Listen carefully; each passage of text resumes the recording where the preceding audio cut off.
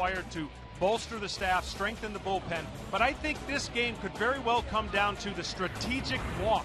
And what I mean by that, the offenses are so good, you cannot continuously pitch to the meat of this order. You must walk around and pitch around guys, so look for who's smarter to do that to have the advantage. Now, two big pickups. Jackson at the trade deadline, Sean Markham acquired in the offseason for Milwaukee. This series will ship to St. Louis Wednesday, tonight at Miller Park for Game 2.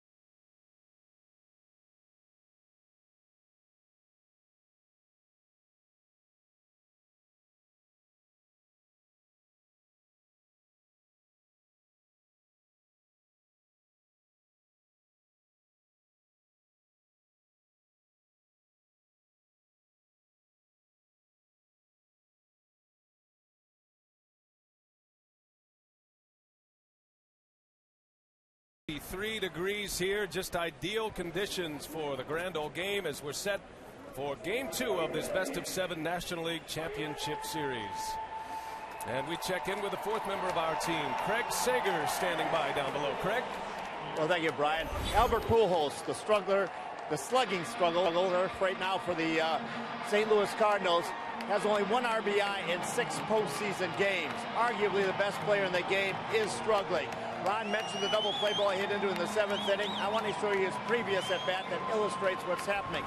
5th inning, Rafael Furcal on third with 1 out. He chases a pitch that's out of the strike zone.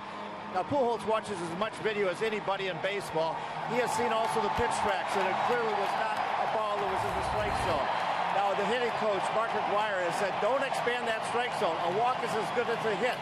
Pass it on to Matt Holliday and Lance Berkman, who bat behind you. Pujols is going to make the adjustments tonight, according to his manager, Tony La Russa, who predicts that Albert Pujols will be the hitting star, and nobody should be surprised. That's you.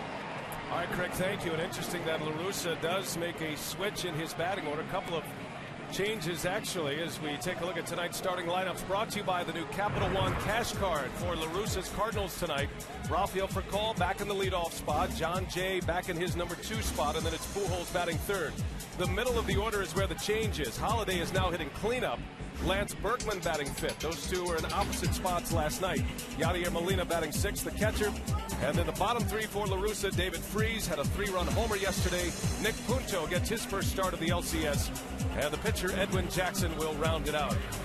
And that starting nine will match up against Sean Markham, a 13-game winner this year. He was much better on the road than he was at home for the Milwaukee Brewers this season. And John, you mentioned he's been leaking a little oil in the month of September and in his first postseason start, but he gets the call in game two. Well, last 5 starts, 29 innings, 26 runs. That's not the formula for success, but I'll tell you what, less than 40% of his pitches are in the strike zone. So for St. Louis, who's an aggressive team, who swings a lot at the first pitches, that could be right up the alley of Markham if they are able to go out of the zone and get his pitches. You know, that speaks right to what Craig Sager was talking about, is that Pujols has been going out of the strike zone. You talked, John, in the open about the pitchers maybe some prudent walks here and there. Well, the offense has to take walks here and there also if the pitcher are going to allow it. Game two ready to get underway here at Miller Park, and it begins with strike one to Rafael Furcal. Yesterday, Furcal with a couple of hits. He was 2 for 5 with a double and a single. Scored a couple of runs batting out of the leadoff spot. A 9-6 final score yesterday. The Brewers scored 9 runs on 11 hits. The Cardinals 6 runs on 9 hits, and it was a comeback win for Milwaukee yesterday. And another big inning. Seen a lot of big innings in this postseason this year. For Milwaukee, it was a 6-run 5th inning. They brought 10 men to the plate against Jaime Garcia. Zach Greinke picking up the win over Garcia. John Axford with the save, and Axford is fit to go tonight for Milwaukee. As for call, a big bouncing ball to Betancourt. 1 gone, and that's how it begins tonight for Sean Markham.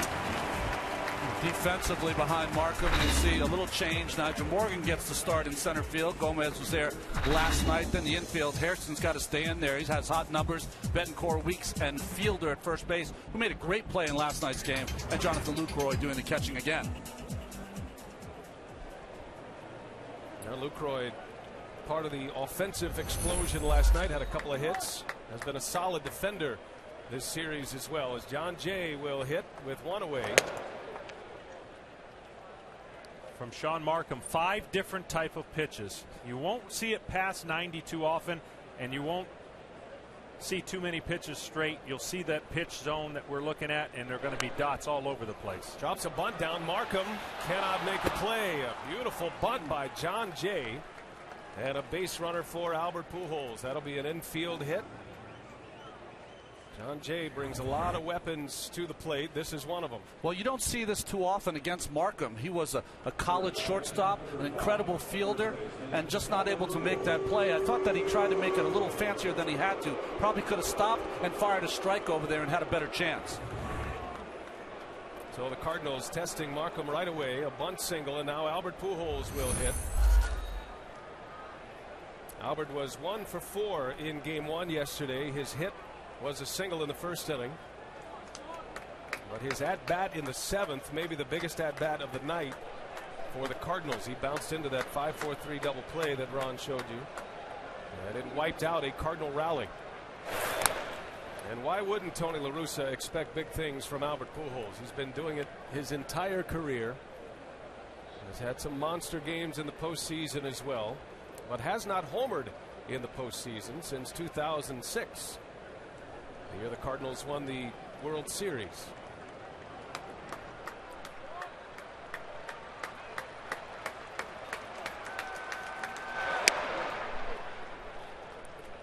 Albert Pujols got off to a great start at his postseason career. The numbers through his first 39 games, that covers about halfway through the 06 postseason run. But in the last 23, a .269 hitter, pedestrian for Albert Pujols, and just 2 home runs and 5 RBIs.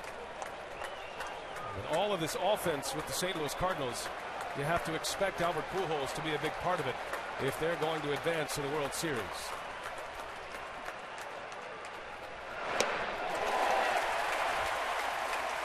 Again, the illusion of that pitch starting in the strike zone. out of the strike zone by the time he gets to the plate. Another swing and miss by Albert. His numbers are a little misleading. He does have 8 base hits in the postseason. Before them were in 1 game.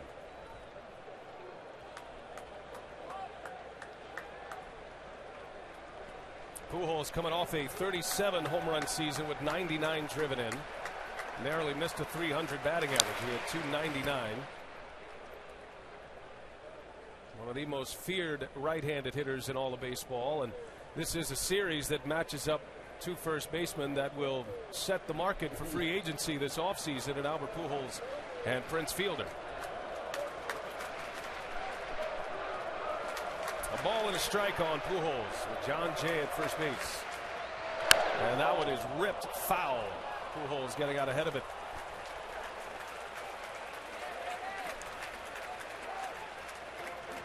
Sean Markham, everything, including the kitchen sink. As an old baseball term goes, he'll mix it up. He was the first piece to the Doug Melvin puzzle. The Brewers general manager making a trade for Sean Markham with the Toronto Blue Jays. Gave up the Brewers' best prospect to get Markham, and pretty balanced repertoire. And you got to go to the thumb when you're calling pitches for Sean Markham. It takes all 5.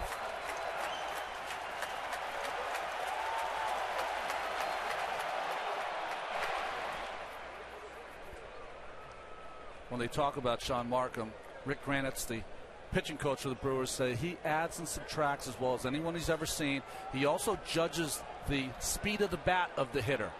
If he's way ahead of the ball like Pujols was in his last swing, he'll take a little off. Markham had a lot of trouble connecting with the signals with his catcher in his last start. As Pujols lifts one deep left, and he'll watch this one fly out of here. Albert Pujols, a 2-run home run. And it is the Cardinals who strike first once again. Pujols goes deep for the first time in the postseason since '06. And a 2-0 lead for St. Louis.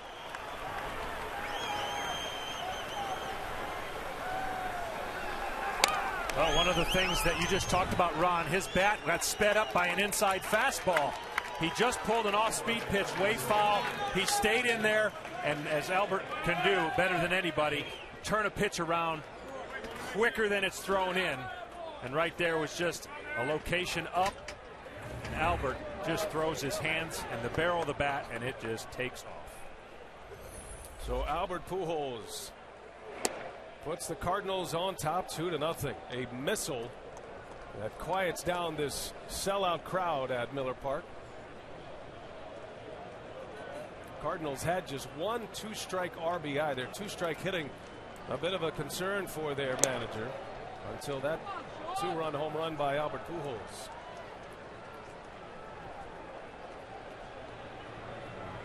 Markham has been a victim of the long ball so far in his 2 postseason starts. He gave up the grand slam home run to Paul Goldschmidt of the Arizona Diamondbacks.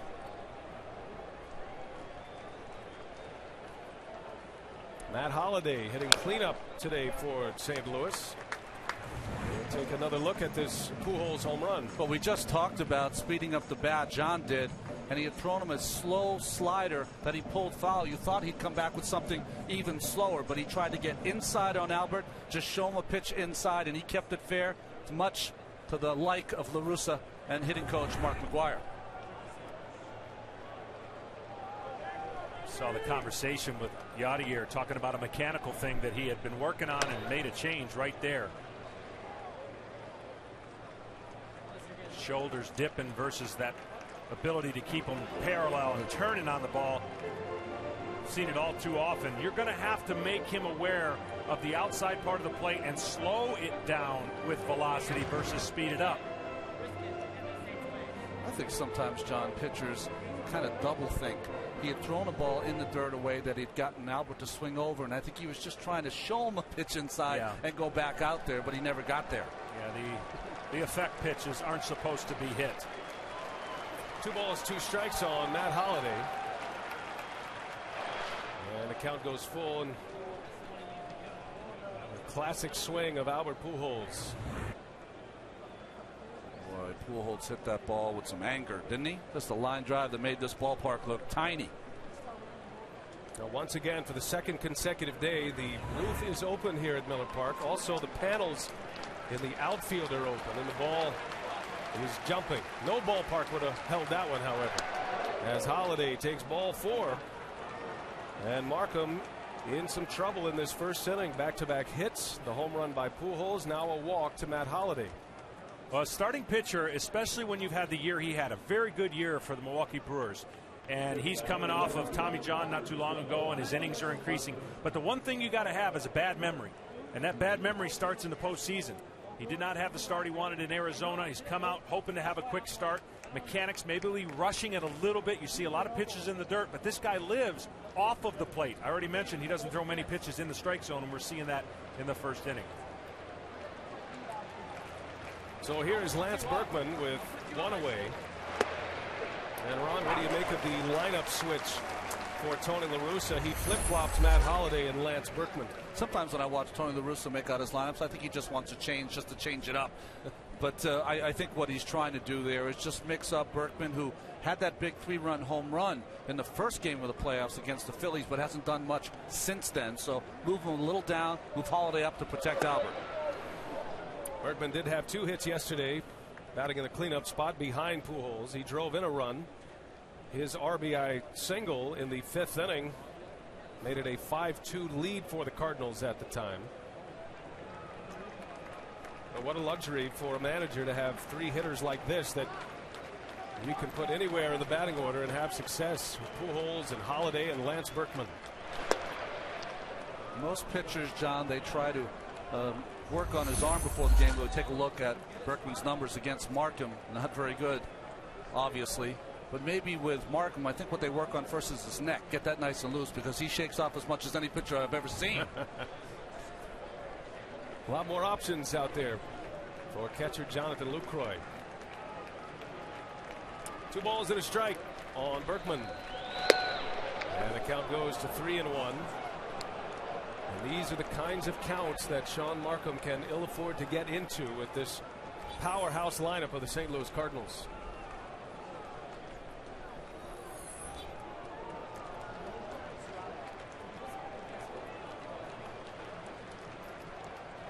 A hitter's count for Berkman. And that one's pulled foul. Now Markham against the Arizona Diamondbacks went 4 2/3. He gave up 7 earned runs. 2 of those runs came in the first inning.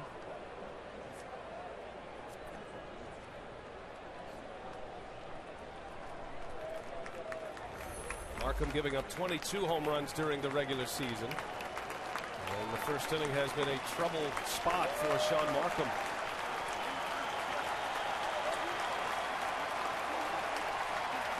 See what he has in mind. 3-2 on Lance Berkman. Runner goes, and a strike called. Throw to second is in time.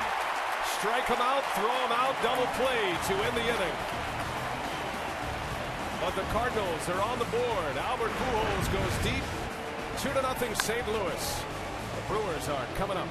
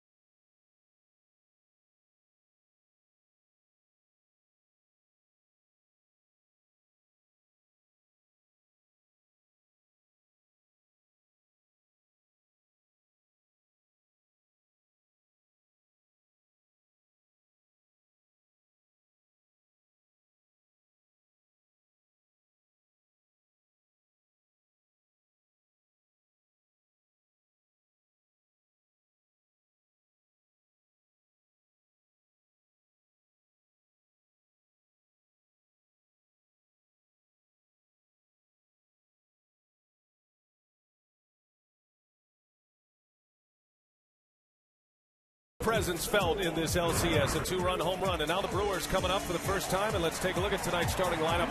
Brought to you by the new Capital One Cash Card with Corey Hart leading off. Niger Morgan batting second. Ryan Braun in the 3-hole. The middle of the order for Ron Renicky is Prince Fielder, Ricky Weeks at second base, and Jerry Hairston over at third. With Uni Betancourt, the shortstop, batting seventh. Jonathan Lucroy will hit eighth, and Sean Markham rounds it out. In that batting order, will face Edwin Jackson. A trade deadline pickup for the St. Louis Cardinals, technically from the Toronto Blue Jays. They've been pitching for the Chicago White Sox. They made a paper move with Edwin Jackson. He never appeared in a game for the Blue Jays.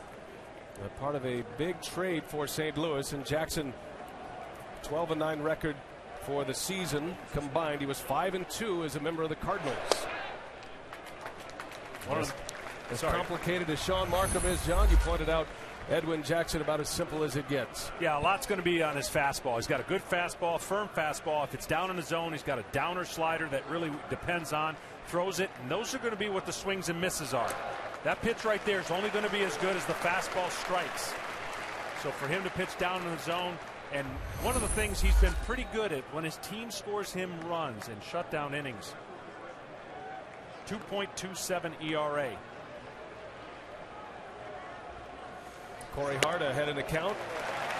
3 balls and a strike on Corey Hart. A power hitting leadoff hitter for the Milwaukee Brewers. Hart did have a hit yesterday. He was 1 for 4. Had a walk and a run scored. He was part of that 6-run inning. As a matter of fact, he started the inning with a single in the 5th. And Hart into center field, right to John Jay. And there is out number 1. The outfield defense for the Cardinals. Holiday, Berkman flanking John Jay in center field, a fine center fielder. Infield defense, freeze for call. Nick Punto in there tonight for Ryan Theriot, and Pujols and Molina at first and catching respectively. Nick Punto, and with the Cardinals having to place Skip Schumacher on the disabled list or off the postseason roster, it is Punto and Ryan Theriot that will share the duties at second base. Cardinals had to make a couple of changes on their roster with Skip Schumacher and Jake Westbrook left off the roster. Kyle McClellan was added along with Lance Lynn as Niger Morgan takes a strike. Tim Timmons so far is calling that pitch down in the strike zone. That should be a good thing for both these right-handers.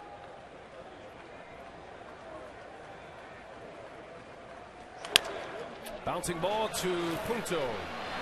Takes care of Morgan for out number 2. 2 quick outs for Edwin Jackson. Tonight's umpires, 6-man umpiring crew with Tim Timmons calling the balls and strikes. You got Sam Holbrook, Mike Everett, Bill Miller joining him on the bases with Mike Winters, and last night's home plate umpire Gary Darling, the crew chief, as the outfield umpires tonight. A 6-man umpiring crew for the postseason. Normally, in the regular season, it is a 4-man crew. And here comes Ryan Braun. Another big postseason game yesterday. Braun with 4 runs batted in, had a 2-run homer in the first and a 2-run double in the 5th.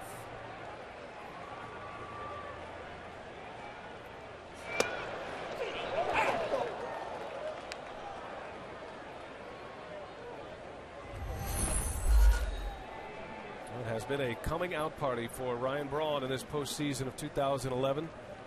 See his numbers at home, only Bill Madlock of the Pittsburgh Pirates with a higher batting average in his home ballpark in the postseason at this point. Braun hitting .522.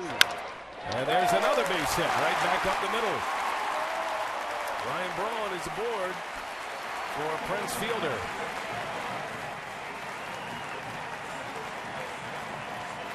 Let's take a look at the big hit brought to you by Avocados from Mexico.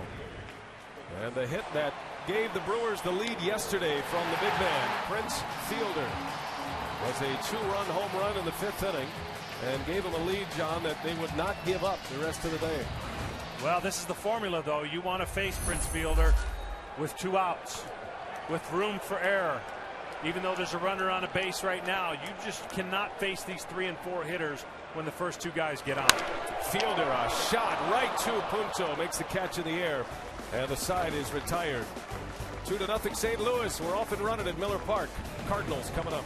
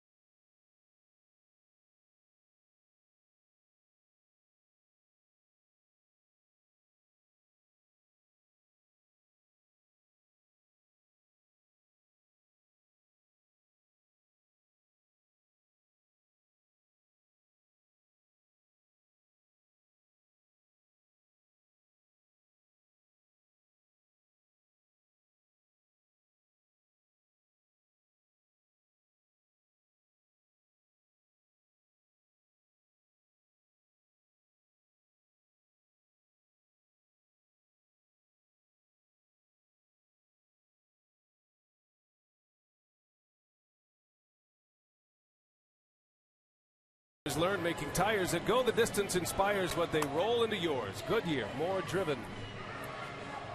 I was talking to the pilot of the Goodyear blimp. Normally, this is one of the latest times in the year he's here in Milwaukee. Is that right? So it's unusual time for him to be here. Yeah. And not much wind up there to speak of, so it's an ideal night for flying, as it is for baseball. Cardinals lead 2-0 on a 2-run homer by Pujols. And it's Yadier Molina to lead off. Sean Markham back on the mound. Molina, David Freese, and Nick Punto will start it for the Cardinals. Off the end of the bat, Betancourt winds it up, and there is out number one.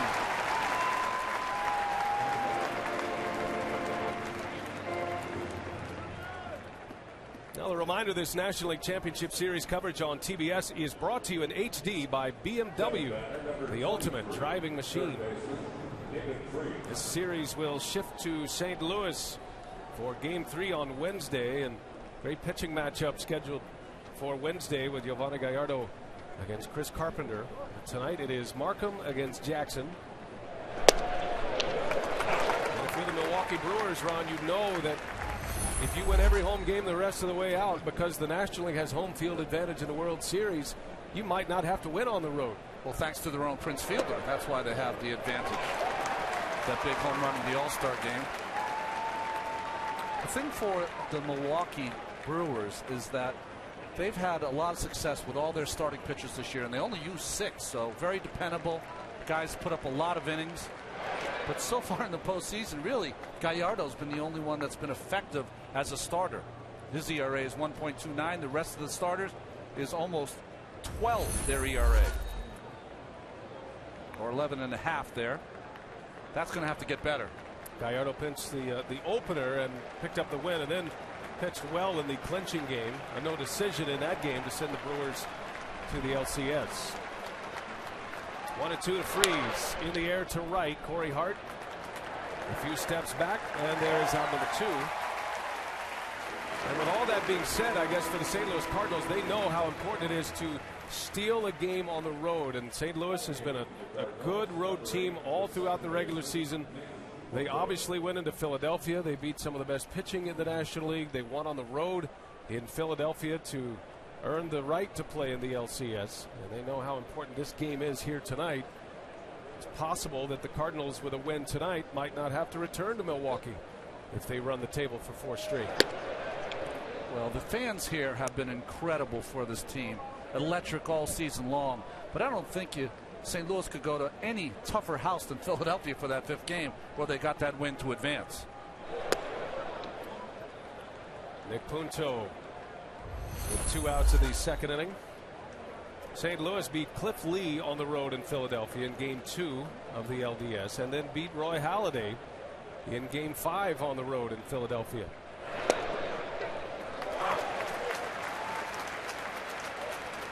I think when Philadelphia thinks about that series this offseason, they're going to look to Game 2, where Lee had a 4-0 lead against the Cardinals. They showed great resolve in coming back. Punto high in the air. Back is Ricky Weeks. And Sean Markham has a 1-2-3 inning. Ricky Weeks will lead off when we come back. The Brewers coming up down a pair to St. Louis.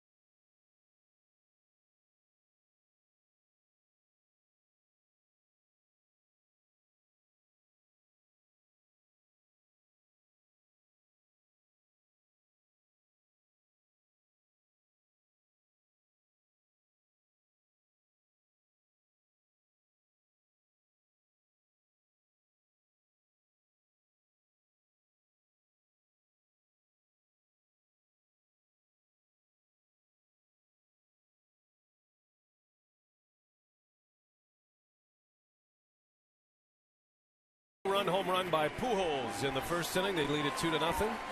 You can catch all the action of the 2011 Major League Baseball League Championship Series on TBS and Fox. Join the postseason debate at MLBFancade.com and follow the action on Twitter with the hashtag postseason. Legends are born in October. Did you get your hashtag set up yet, John? I'm almost there. All right. It's a 2-day process. Turn me on to something. Edwin Jackson, a scoreless first, gave up a hit to Braun. Retired fielder to end the inning. Now Ricky Weeks will lead off for Milwaukee. He had been their leadoff hitter most of his career until just after the All-Star break. was a rough LDS for Ricky Weeks, but he did have a hit yesterday. Weeks with a double, 1 for 3. That one in the air to center, playable for John Jay. And Jackson has his first out of the second inning. One of the parts of the field that Jackson really can be effective with his fastball, because he beats a lot of hitters, is straight up the middle center field. He's attacking the hitters, trying to get through the lineup maybe with some fastballs, and then later in the count and later in the game start dropping some of them sliders when you get those first pitch swings. Jackson has moved around quite a bit. He just turned 28 a month ago. Already pitching for his 6th team as he faces Jerry Hairston with one away in the second inning. Jerry Hairston is so hot in the postseason that he kept Casey McGee on the bench. Casey McGee had a 3-home-run game against Edwin Jackson. That was a lot of discussion for Ron Renicky and his coaching staff. And it is McGee who sits, and it is Hairston who plays, primarily because Hairston is 6 for his last 8 against Edwin Jackson. Yesterday, Hairston hit second for Milwaukee, had 2 hits. He was 2 for 4 with a walk, a couple of runs scored.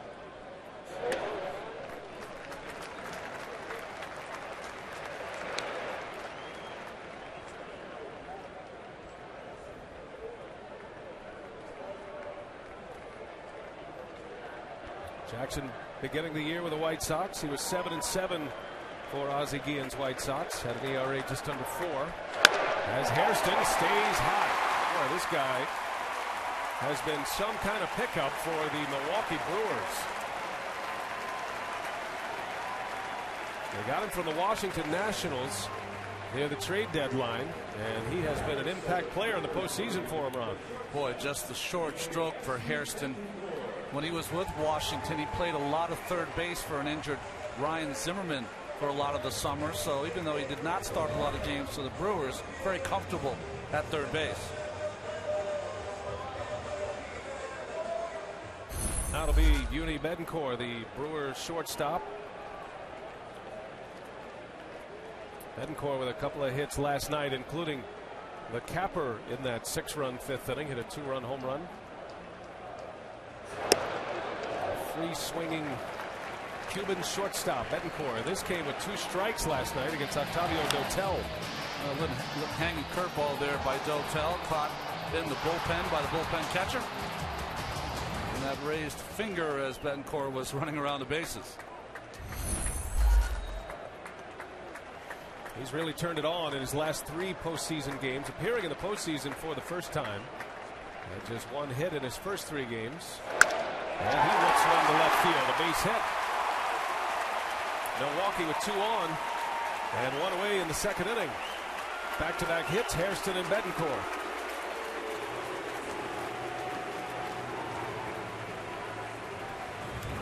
Well, an obvious game plan of trying to establish the fastball, which is fine.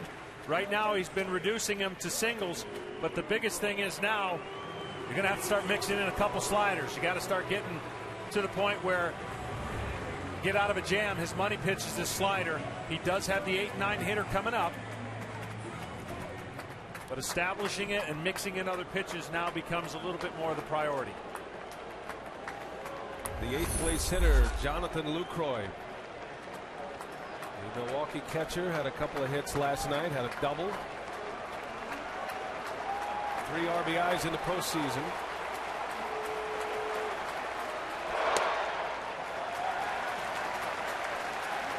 That's one of the things you got to like about Yadier Molina, a real leader behind the plate. And as soon as he sees something wrong, he's going to go out there and, of course, address that with his pitcher. It could be as simple as changing signs with the runner on second base. But I think more obviously what you said, John, when he uses that slider, especially first pitch, he's got to throw it for a strike. Don't throw that one in the dirt early.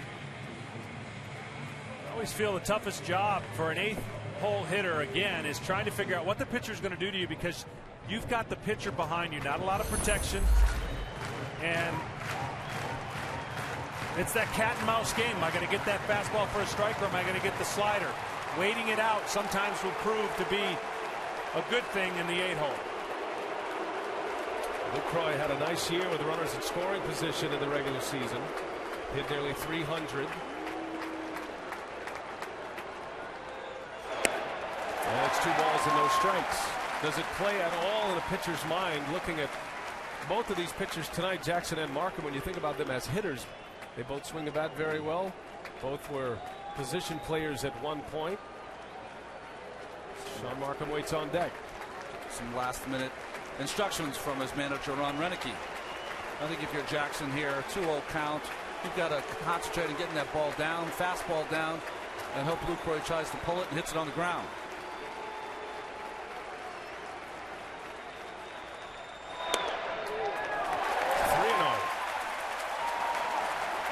Edwin Jackson was among the best in baseball in inducing double plays this year. As you see, that one just missed off the edge. Jackson got 27 ground ball double plays this season. That was 5th best in the major leagues.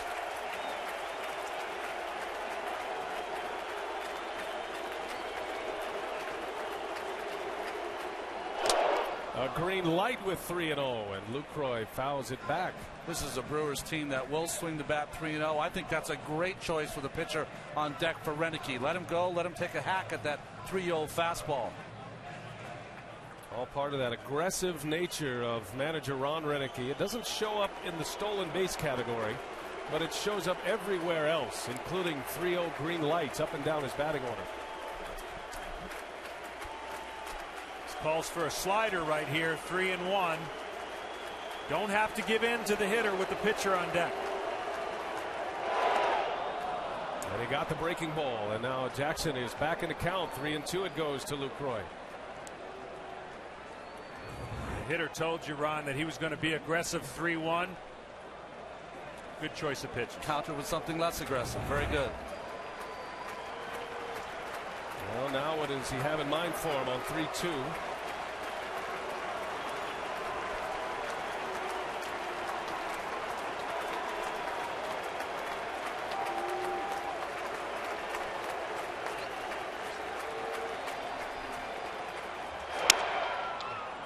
In the air, shallow right. Bergman is there, and there is a big comeback for Edwin Jackson, down 3-0 to Jonathan Lucroy.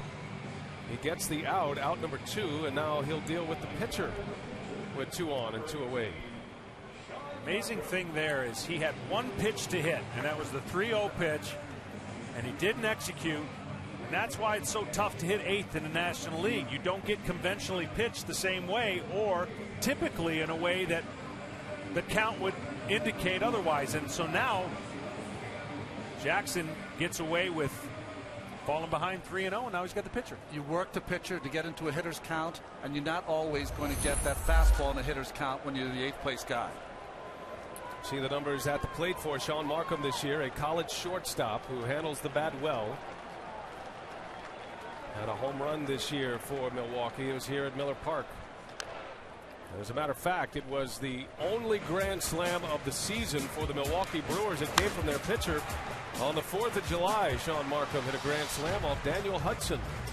Just the 2nd pitcher in franchise history, and the first in nearly 42 years to hit a grand slam. It was Fred Talbot of the Seattle Pilots who did it in 1969. And yes, Seattle was part of the Brewers franchise. That's where they started in '69 before they moved to Milwaukee in 1970. There's a Pilot's cap. Well, watch him hit that home run and flinging the bat like he knew what he was doing. He's flung the bat this year, and most recently flung his glove when he gave up a grand slam in his first start in the postseason.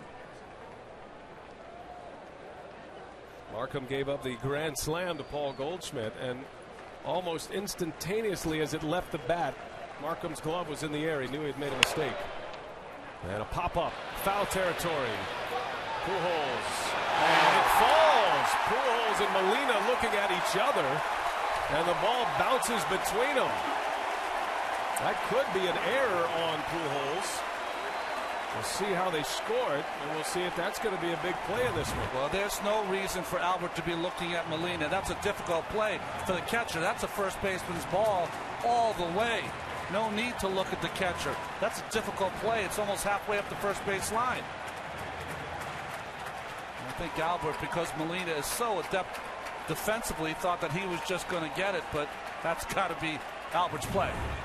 Pujols playing so deep at first base. Miscommunication between the two Gold Glovers. And Markham has new life. The 1-2. Markham fouls it away. You know would have caught that ball in your day, John? You were pitching? You would have. Pitcher wants it more than anybody on the field. Well, slider in the dirt will take care of everything right here. That's what he tried to do right there. Markham just got the bat on the ball. But one slider in the dirt, all is forgotten. Have a little conversation in the dugout. Pujols will be batting next inning. Shallow center, long run for John Jay, and he's got it for the out. Inning over. Edwin Jackson works around back-to-back singles from the bottom of the order. We're headed to the third in Milwaukee.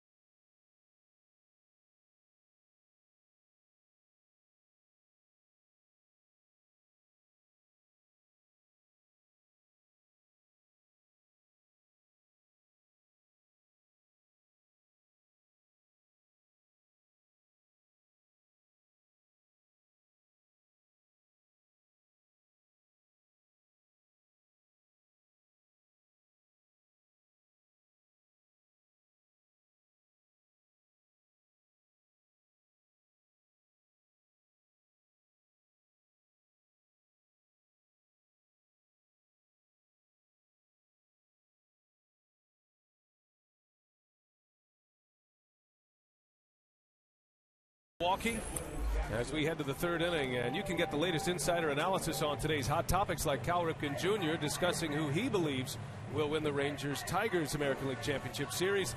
Go behind the mic with the biggest names in sports, presented by Allstate, exclusively on SI.com. Brian Anderson with John Smoltz, Ron Darling, Craig Sager. A terrific TBS crew led in the truck by Glenn Diamond and Lonnie Dale. Great to have you with us tonight. It is a sparkling night here in Milwaukee, Wisconsin. Temperatures in the low 60s.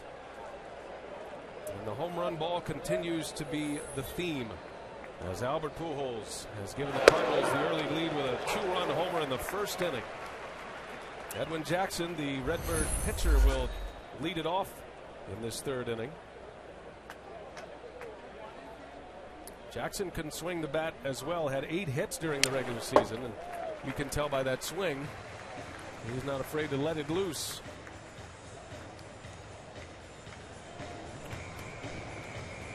Jackson was originally drafted as an outfielder. Didn't pitch much in high school. Born in Germany, but played his high school ball in Columbus, Georgia. Moved around quite a bit. Military family, Edwin Jackson. He's moved around quite a bit in his big league career as well. One thing to watch, in the bat that Markham had, he fouled the ball off his left foot. And in the warm-ups and just throwing a couple pitches, he's been kind of shaking that foot a little bit.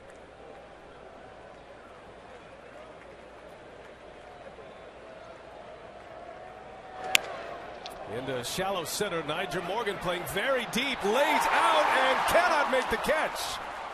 That is a base hit for Edwin Jackson.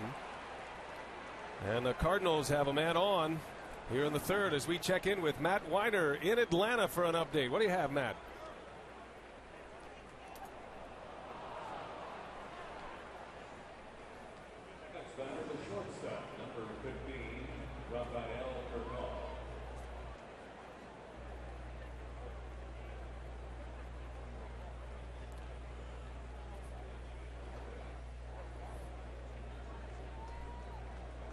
Wow, how about that finish in Arlington yesterday? Postponed, inclement weather. They play it tonight. And the Rangers get a couple of big home runs from Nelson Cruz. He tied it at 3 and then hits the grand slam to win it. And they'll head to Detroit with the Rangers up 2-0. Rafael Furcal lifts one in the air to Braun. And the first out of the inning. So we welcome all of those who are coming across from Fox to watch our game, the National League Championship Series. A reminder that Fox will have coverage of Game 3 tomorrow. The Rangers up 2-0, and now Detroit, and we heard how loud they can be in the Motor City at Comerica Park. They will welcome the League Championship Series to Detroit tomorrow. How about the last 2 postseasons for Nelson Cruz? Amazing. As much power as anyone in the game. Texas off to a great start in that series. And a trip to the World Series in the balance, and it's fun to look at these final 4 teams that are left: the Brewers, the Cardinals, Tigers, and the Rangers, and how they match up against each other. The winners will match up in the World Series. Certainly, the Cardinals are built with that American League style lineup. John Jay with 1 away. And the count evens at a ball and a strike.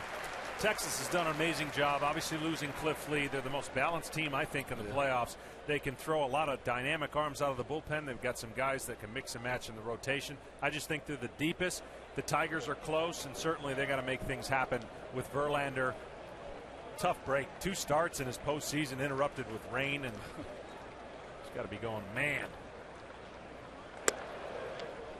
The big thing for Texas is that during the season they had the tall right-hander Redondo in the rotation. They've been able to put him back in the bullpen, and he has been dynamic so far for them.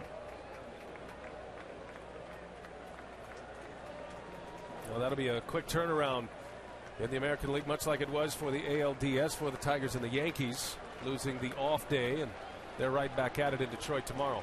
Runner takes off. Jackson, and a hit and run is on. Jay into left field.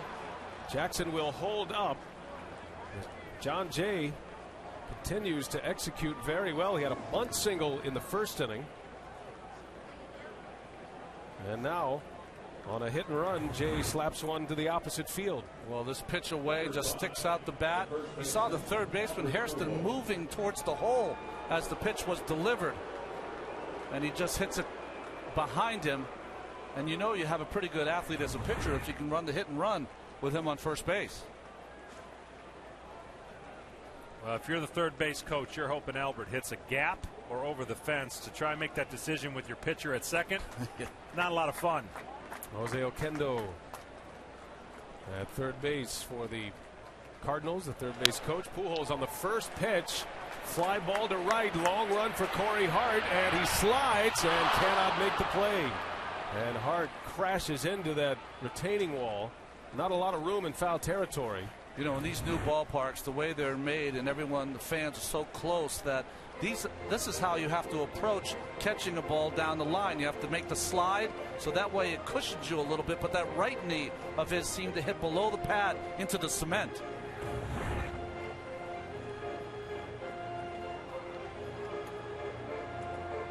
Good effort by Corey Hart, but Pujols will see another pitch. Albert Pujols hit his first postseason home run since '06, 14 postseason games since his last home run back in 2006. Another one in the air. Fielder will give this one a look. And that one is headed for the seats. Well, in case you missed it, in the first inning, with this crowd roaring here at Miller Park, Pujols quieted him down quickly. A blast, and he enjoyed every minute of that with a 2-run shot to give St. Louis the early lead. And since that at bat, everything's been away. Cutters away. Pujols reaching a little bit, hitting foul balls down the right field line. Now, Pujols has been swinging at curveballs down off the plate. See if they want to go there with this 0-2 count. Markham has 2 on behind him. 1 man out. Pujols led the National League in double plays grounded into. He bounced into one yesterday. This is the problem you have with Lucroy and Markham. Lucroy went out there, they talked about a pitch, they came back, and they still couldn't be on the same page.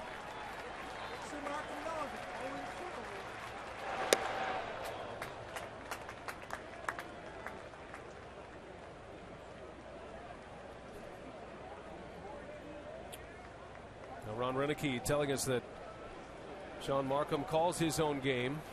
He is a fly ball pitcher typically, but he's hoping to add to the ground ball totals here against Albert Pujols. A ball and 2 strikes. And Pujols able to lay off.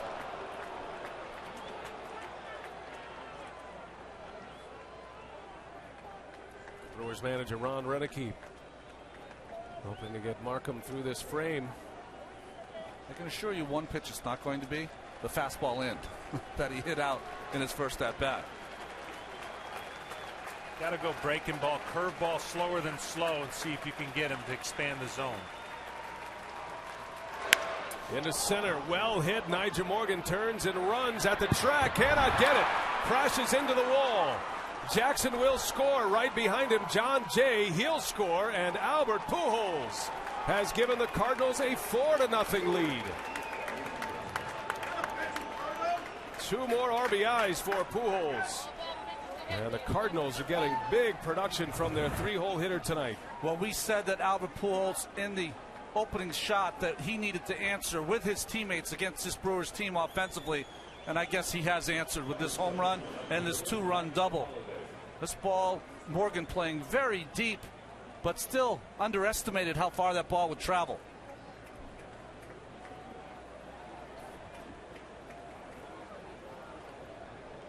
And a reaction from that Cardinal dugout. Pujols having a big night already. And here is Matt Holliday, still just 1 out.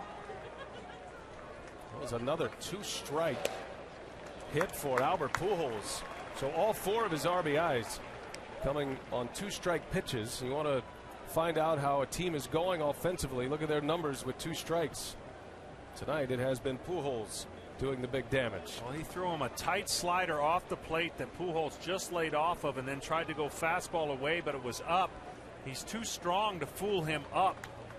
But you can fool him with an off-speed pitch that changes in velocity about 10 to 12 miles, and that's what that curveball right there to Holliday was, to 76 miles an hour.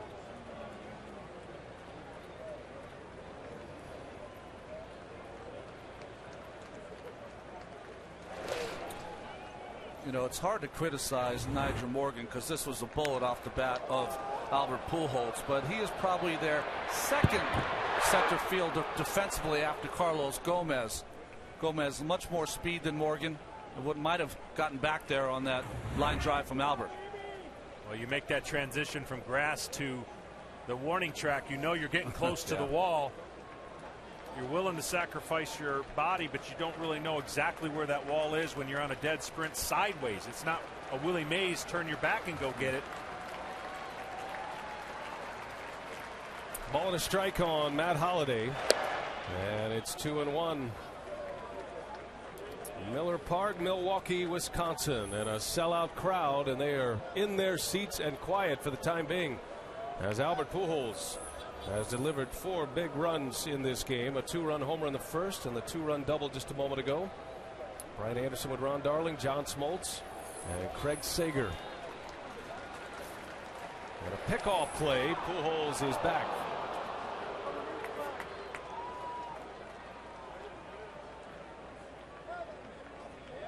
This is a series that features some of the elite hitters in the National League and in all of baseball, with Pujols, Holliday, Berkman. You've got Braun and Fielder, and an all-star in Ricky Weeks as well.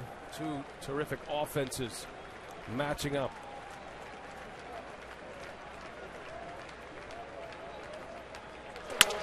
Broken bat. Ricky Weeks gobbles it up, and Holliday is retired. The second out, Pujols advances to third base.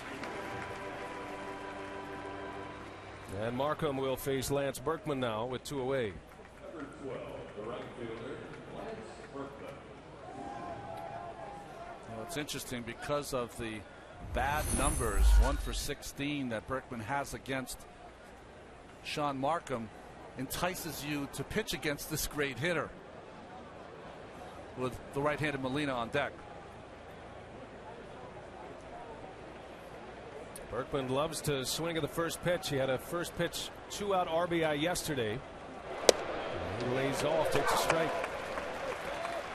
One of the things we saw yesterday, there was a hit batter early. Fielder was hit after Braun's home run. You guys were wondering, speculating if the warnings that were issued by the home plate umpire, how that would affect the inside pitching tonight.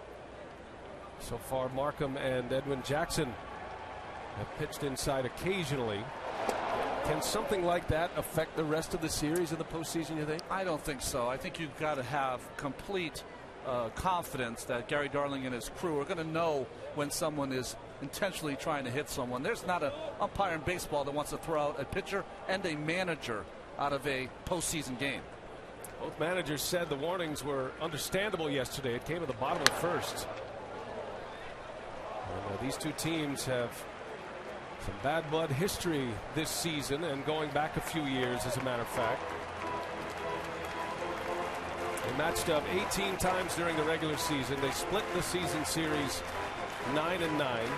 Although the Cardinals got the best of Milwaukee down the stretch, St. Louis won 6 of their last 7 regular season meetings.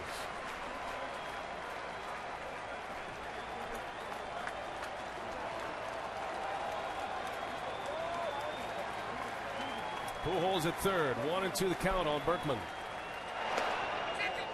And he's able to lay off, check to swing. Count goes to 2-2. John, I don't know if you agree, but sometimes if you do not have swing and miss stuff, if you don't have great stuff, you've got to pitch in more than the normal pitcher. Well, and what he does, he backdoors cutters, he throws cutters in. He wants the hitter to recognize it's a fastball, but have just late movement enough to where they either get it off the end of the bat and break it or jam him. He cannot live in the middle of the strike zone, and he has done a decent job with the exception of Pujols.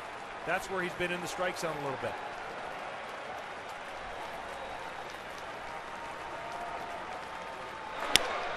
Off the end of the bat, Weeks lays out. Can he finish it off? The throw in time. Bergman retired. Ricky Weeks makes a nice play to end the inning, but not before Albert Pujols lets loose again. A 2 RBI double for Pujols. He's driven in 4 already.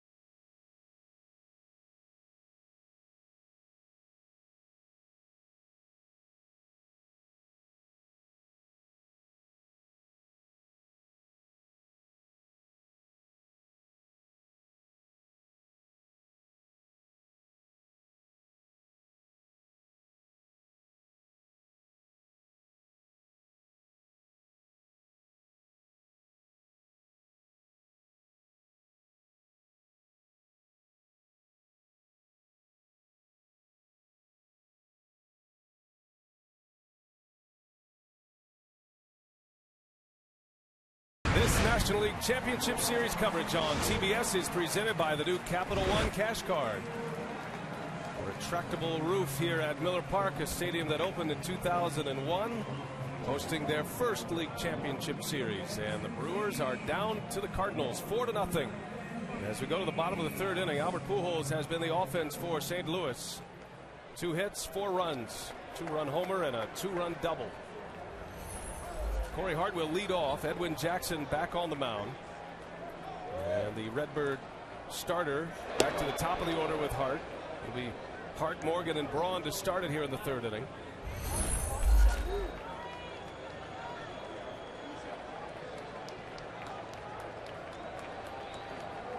Hart lined out to center field in the first inning. So much connection between this Milwaukee team in 2011 and the 1982 Milwaukee team, and they're hoping that like the 82 Brewers, they're able to come back from a 4-run deficit. It's only happened once in franchise history, and that was that 82 team against the Cardinals in the World Series. The Brewers were in the American League East at the time, moving to the National League in 1998. Cardinals, of course, in the National League. That was Game 4 of the 82 World Series.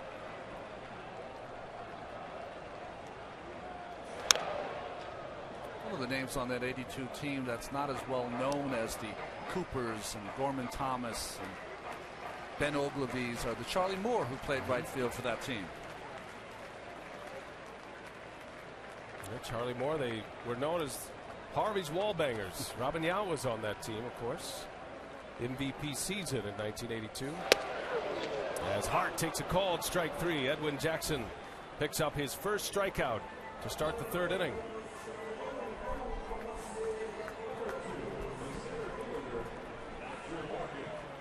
Now that 82 series had a lot of backdrop to it. It was a team in Milwaukee that banged their way to the postseason. The Cardinals, we weren't sure if they had enough offense in 1982, but they certainly had enough pitching and great speed under Whitey Herzog. And a World Series title for St. Louis in 1982. Winning in 7 games. They won the last 2 games of 1982 to beat Milwaukee. It was a coming out, per se, for Willie McGee, who had a great series in center field.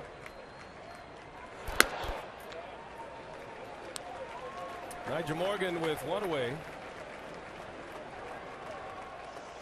Morgan bounced out his last time up.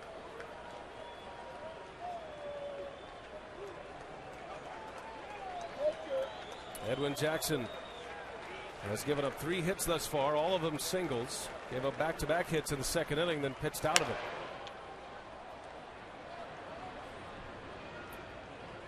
Tony La Russa talking about Edwin Jackson today and how big of a pickup he was. Anytime you get a starter, a guy who eats innings, a guy that can bring that no-hit stuff to the ballpark.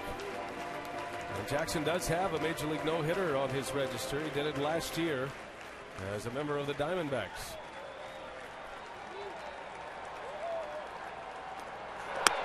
Well, he was very key in their run after August 24th, being 10.5 back. Since August 25th, he's 4-0 with a 2.96 ERA. 51 2/3 innings, only 1 home run allowed. That's getting it done down the stretch.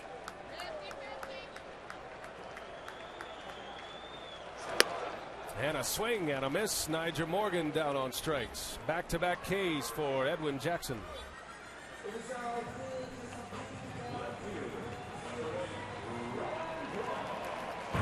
Now pound for pound king Manny Pac-Man Pacquiao puts his welterweight title on the line against 3-division world champion Juan Manuel Marquez in the third and biggest fight of their fierce rivalry. That'll be Saturday, November 12th, live on pay-per-view. Pacquiao Marquez. 2 men are out for Ryan Braun. Braun hitting for the second time with nobody on base. Jackson knows he must contain the top of this batting order in front of Braun and Fielder, and he's done a nice job of that so far tonight. Well, what's nice about facing him with 2 outs or Prince with 2 outs is you don't have to show him everything you want to show him to get him out in a clutch situation. you can attack in these situations with fastballs. The worst that's going to happen is it's going to be a solo home run. A strike on the corner. Oh, not pleased with that call. It goes to 0-2 on Ryan Braun. Well, we don't know what's going to happen here for Jackson. We'll see this pitch on the pitch tracks. Good curveball down. We saw Edwin Jackson before the game today. Had his headphones on, come to the ballpark. Big smile, said hello to everybody. Is cool as a cucumber.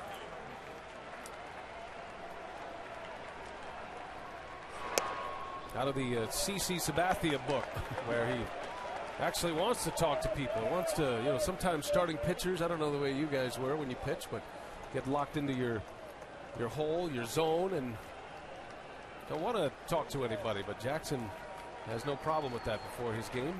Just like I am now, just miserable to be around, Brian.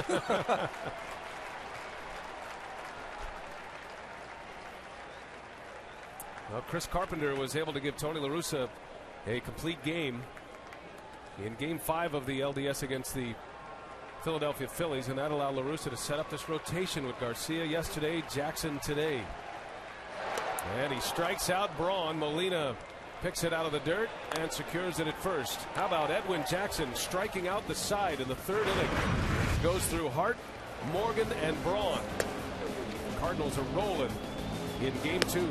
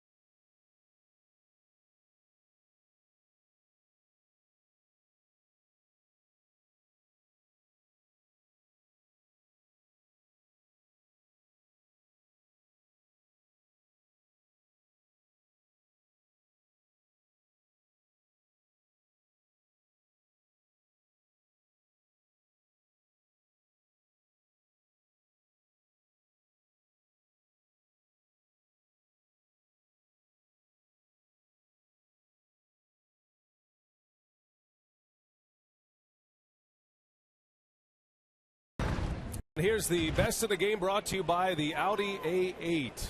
The Milwaukee Brewers' highest winning percentage at home. Go back to 1980. The Brewers a 718 winning percentage here in their home ballpark. They won a franchise record 57 games at Miller Park this year. And what's interesting, the Cardinals were the one team that was not intimidated by this ballpark. They were 4-5 at Miller Park.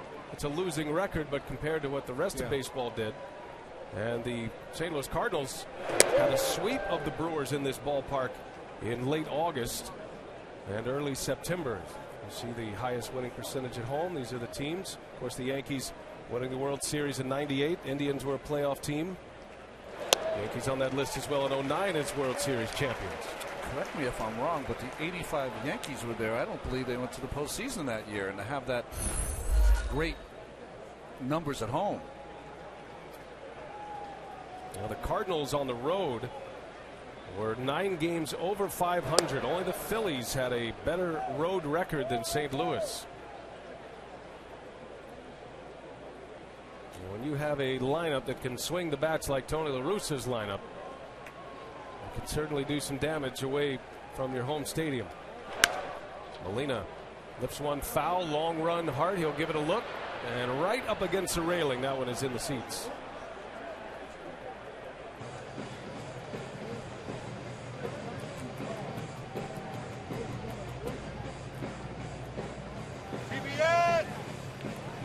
Cardinals have been the class of the National League Central in the Tony La Russa years. They've won 7 division titles under La Russa in his 17 seasons and 9 postseason appearances for the Cardinals. As Molina rips one past a diving Hairston, that's going to get down into the corner. And Yadier Molina is in with a double to start the 4th inning. Well, the hits keep coming for the St. Louis Cardinals.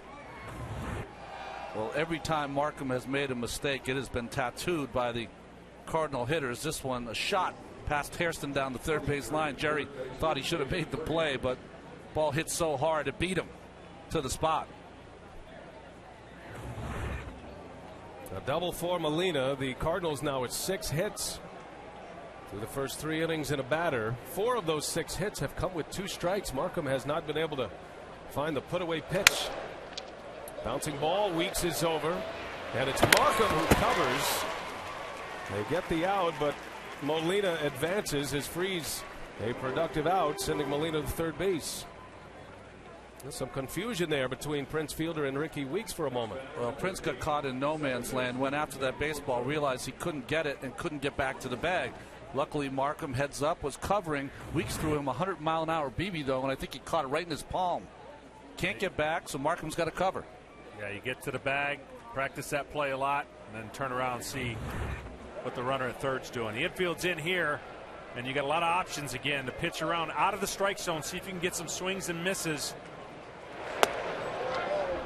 Because the pitcher's up.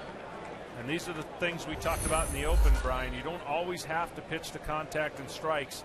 There are moments in the game where you can pitch around, feed off the aggressiveness of the hitter, and if a walk happens, a walk happens.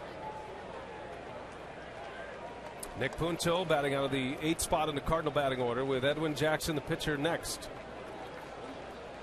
Punto back up the middle and a base hit, and another run will score for the Cardinals. Through the drawn-in infield, it's an RBI single for Nick Punto, and it is 5-0 Redbirds.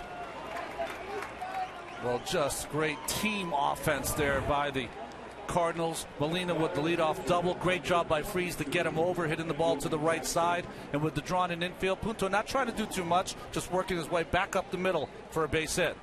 Well, whatever the averages are normally with an infield back, you can just jack those up with the infield in. Just so many more ways to get a hit. Edwin Jackson, the Cardinal pitcher. We'll see if he's up there to bunt with a runner at first. St. Louis pouring it on early. They've scored in every inning but the second. They lead 5-0 on 7 hits against Sean Markham. Well, the Cardinals teach to show bunt, bring back, show bunt. You can do a bunch of different things out of this set. You can show the bunt, pull it back, and hit if the infielder's charged too fast. Cardinals are all about working a way to show confusion and not give away anything when they're trying to execute. That's a good point, John. Most pitchers in the National League will tip their hand that they're going to bunt. What the Cardinals do, they tip it right off the bat, then bring the bat back, so there's a little confusion for the defense.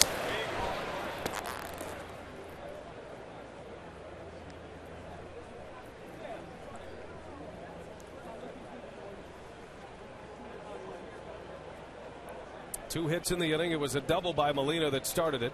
Nick Punto, an RBI single with the draw in at infield. And Jackson will drop a bunt down. That's a fair ball in front of the plate. Lucroy makes the play for out number 2. That'll be a sacrifice bunt for Edwin Jackson.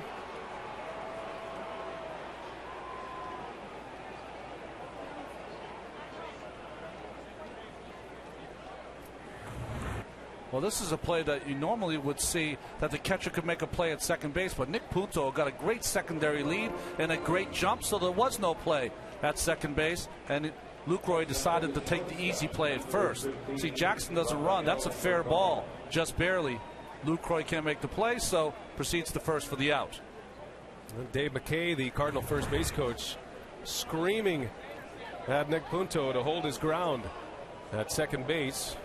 It looked like a foul ball. If you're a base runner, you turn around and everybody stopped moving. You could easily see Punto go back to the bag, but heads up by the first base coach. Keeps Punto at second. And the Cardinals have another runner in scoring position now for Rafael Furcal.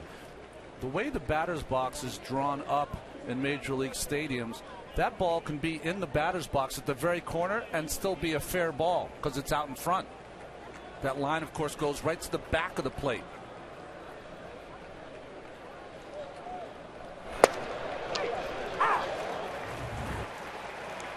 Well, he gets the bat out in front, but see where that ball is? It had backspin on it. And maybe if Lucroy had let it go, it might have come back foul, but has to make the play. Takes the sure out. That gives the Cardinals a chance to add to their lead for call. Even in the count, a ball and a strike. As is the case with so many postseason teams, it is the key pickups either during the season or right in front of the trade deadline, even in the non-waiver trade deadline. Or as we saw with Delvin Young with the Tigers, past waivers in August even. It's the pickups that have big impacts. Sean Markham was acquired via trade by Milwaukee in the offseason. Rafael Furcal is a guy that the Cardinals picked up from the Los Angeles Dodgers. He spent most of the first half injured. Furcal had a broken left thumb in April. Missed 6 weeks. Then he came back and he had an oblique injury, missed another month. Hardly had any time with the Dodgers in the first half, but once he was finally healthy, the Cardinals had their sights set on Rafael Furcal, who the Brewers might have had some interest in as well. And he ended up in St. Louis. And when Furcal first came up, John, he was your teammate, one of the most exciting players you've ever played with. Yeah, he could do a little bit of both. Power, speed, great arm, great range at shortstop. 2-2 the count with 2 away. And it's ball 3. And you wonder how long Ron Renicky will go with Sean Markham if he loses Furcal. The Brewer manager has activity in his bullpen. And we might see a pitching change early tonight for Milwaukee. Marco Estrada is loosening.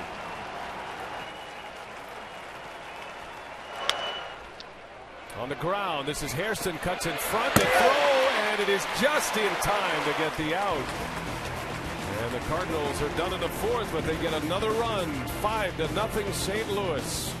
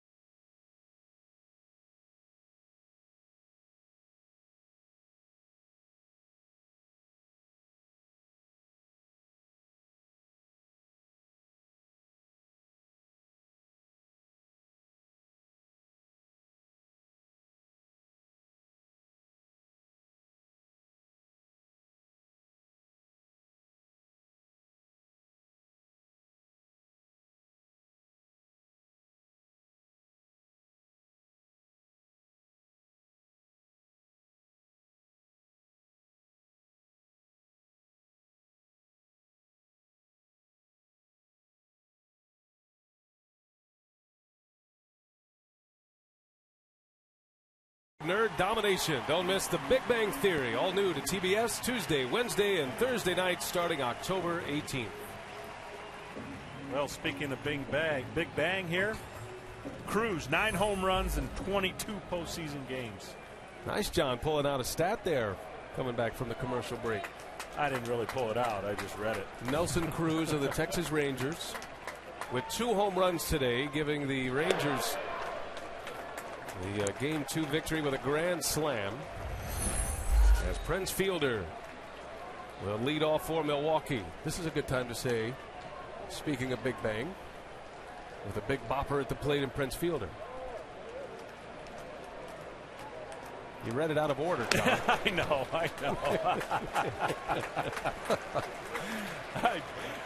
That's why they don't let me do those kind of things. Keep him away from the cards, Ron. 5-0 St. Louis. The Cardinals got a big bang from Pujols in the first inning. Pujols drove in a couple more in the third, and then it was Nick Punto with an RBI single at the top of his frame. Meanwhile, Edwin Jackson, 3 shutout, and coming off his best inning. Struck out the side in the third. Got Hart, Morgan, and Braun in his first 3 strikeouts of the game.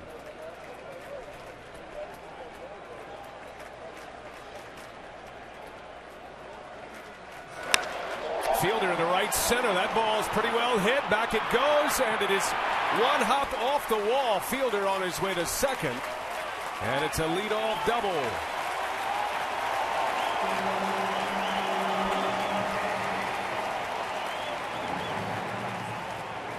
So the Brewers have their leadoff hitter aboard, and moments ago we spent a little time with Cardinal manager Tony La Russa. Tony, we've been talking about some of the big pickups during the season. Edwin Jackson has to be right at the top of the list for your club this year. Well, he really solidified our rotation, number one. Allowed guys like McClellan to go to the bullpen, and you got deeper there as well. Adjustments in baseball are big, but you had a premonition about Albert Pujols today and what he was going to do. That's the easiest call you can make. I mean, this guy, he's going to get you sooner or later, and it's usually sooner. Thanks to Tony La Russa, and he was praising Albert Pujols, talking to Craig Sager before the game, and Craig reported that before we started. And it is an easy premonition, but it's also a manager who knows who drives this offense in Albert Pujols, and he has had a big night already with 4 ribbies. Ricky Weeks with Fielder at second.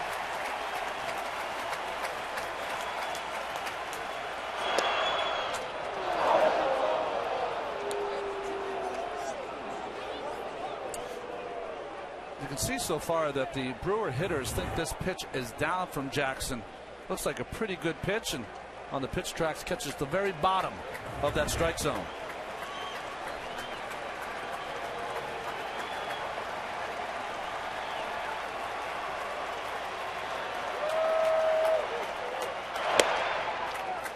Two balls and a strike on Weeks, who flew out to center field his first time up. Ricky was a great collegiate player for Southern University. To see Fielder getting instructions. And when he first came up, he had, a la Gary Sheffield, a real back and forth with his bat. They have tamed that down a little bit. Weeks with surgeries on both wrists. When he came back from the second surgery, that was the first thing that went, that waggle at the plate, but he hits as hard as anybody on this club, and now these Brewers fans are on their feet ready to see some action.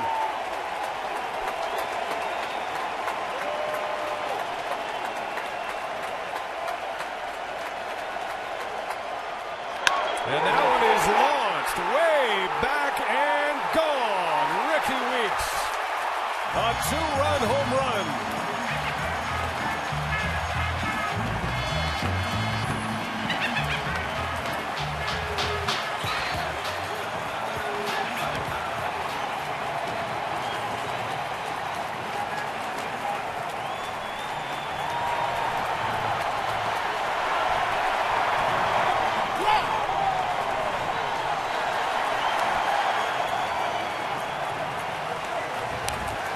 This Brewers crowd rising in unison, almost imploring their team to make a comeback.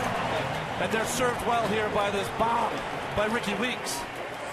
Well, you knew he had to come into the strike zone, but that's the one area you don't want to come into to Ricky Weeks. Make him try and pull an outside fastball. That was right in his wheelhouse. Now Brewers manager Ron Renicky sticking with Weeks in the lineup based on what he saw yesterday with his bat. And he responds with a 2-run homer as Jerry Hairston takes a strike from Edwin Jackson. There was some consideration because Casey McGee had a 3-homer game against Jackson, had good numbers, that you could keep McGee and Hairston in the lineup, which meant removing Weeks from the starting lineup. And Renicky let it ride with Weeks. And he cashes in with a 2-run home run. And like the Cardinals, the first 2 runs for Milwaukee come on a long ball.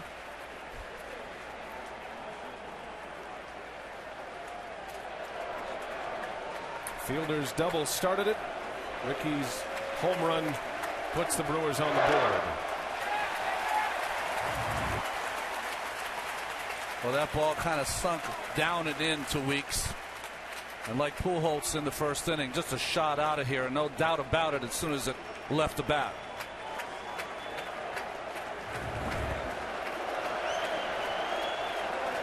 Still nobody out as Jackson starts over.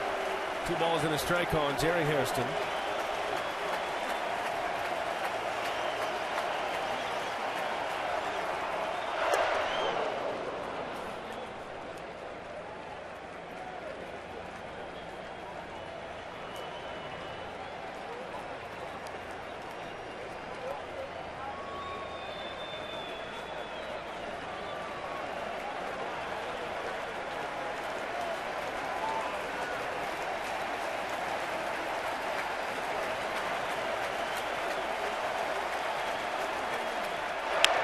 Back up the middle, a bouncer backhanded by Punto, and a nice play, Nick Punto, for out number 1, ranging across the bag at second base.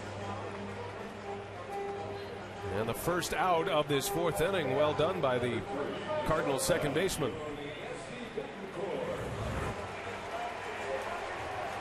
Well, Jackson challenged him and paid for it. This was more like Ricky Weeks in the beginning of the year before he had that horrible accident at first base and injured his ankle. Weeks, the all-star starter at second base for the National League, he was hurt shortly thereafter. As Betancourt swinging away on the first pitch. I learned this. You do not want to be a pitcher and try to do high fives with some of these guys, whatever they're doing. Your forearm. You're knocking your forearm out of the game. There's a potential injury waiting with some of the post-home run celebrations, you mean? Yeah.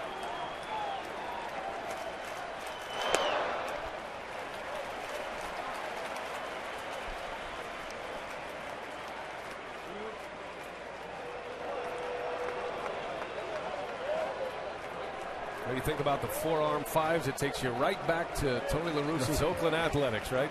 The Bash brothers. As Betancourt with a base hit. Well, the red-hot Milwaukee shortstop keeps it going at the plate. 2 more hits tonight. He's 2 for 2 against Jackson. And now 4 hits in his last 4 at-bats in this series.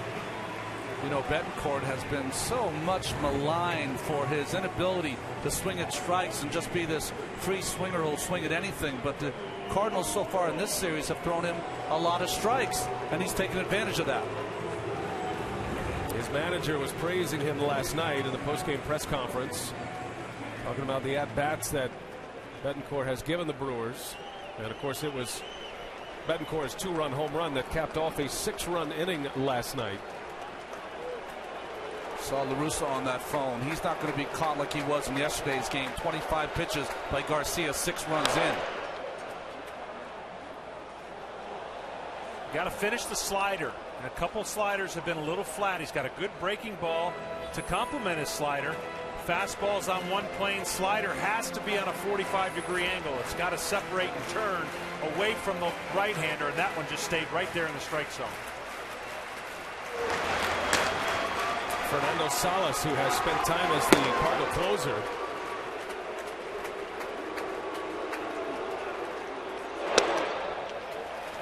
One of the things Tony La Russa will do, and he has done it a lot during the regular season, actually did it here in Milwaukee. He'll bring on a closer type pitcher, whether it be Salas, Octavio Dotel. He'll bring him on early to get out of a jam and keep the crowd as quiet as he can. He'll use a late inning reliever early in a game if necessary, if the fire's burning hot.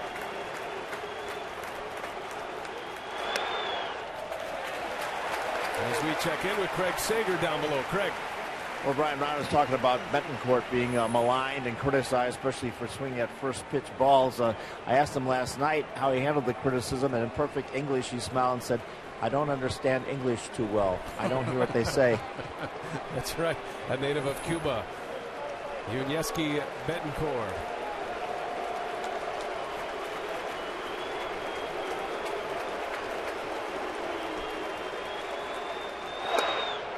Let's put it this way, the praises are a lot easier to understand than all of the negative stuff.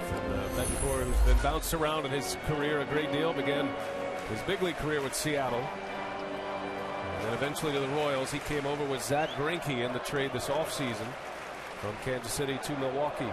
Well, look at the production in the last 4 games.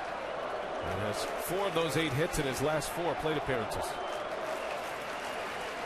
2 balls, 2 strikes on Jonathan Lucroy.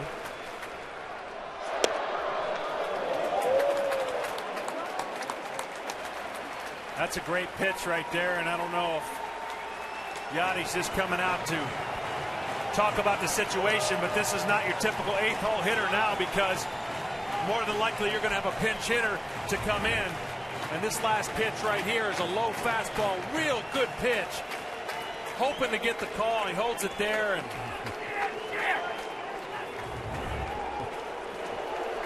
Cardinal bench getting hot. Dave Duncan, the Cardinal pitching coach, yelling "let's go" to the home plate umpire Tim Timmons. But if you throw a slider anywhere towards that pitch right there where it ended up, he's almost got a swing. You got him aggressive count. Try to get this slider on the outer half. See if you can induce not only a double play but a swing and a miss. 3-2 pitch, and Lucroy fouls it away. Came back with a fastball, 96-mile-an-hour fastball that time. The pitch in question here. Boy, that's a pitch that, boy, you get most of the time. And Duncan and the bench, of course, fighting for their pitcher Jackson to see if they can get that call from Timmons in the future. And La Russa is still after the home plate umpire. They're still barking at him. Another payoff pitch from Jackson.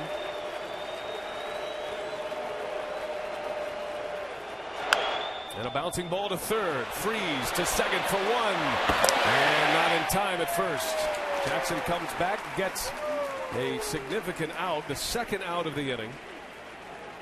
And that will force the Brewers to send up a pinch hitter in this spot. And now Dave Duncan is on his way out to the mound. Well, that's a great pitch right there. That slider down looked like a fastball long enough to where the count and the moment allowed the hitter to be aggressive. And I think what Duncan's going to talk about right here is with McGee, dead fastball hitter. You can get him almost on 3 consecutive sliders if you throw good ones. Well, you have to talk to your pitcher when you have a hitter who had a 3 home run game against your pitcher.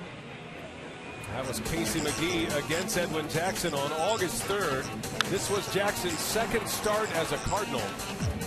And Casey McGee, with his best day as a big leaguer, and hit a home run to right, to left, and to center field. Part of that 3 home run game. And Ron Renicky said McGee would be a factor in this game and in this series, and certainly didn't expect to have it come up this early in the ball game. But McGee will get an at-bat in the bottom of the 4th inning.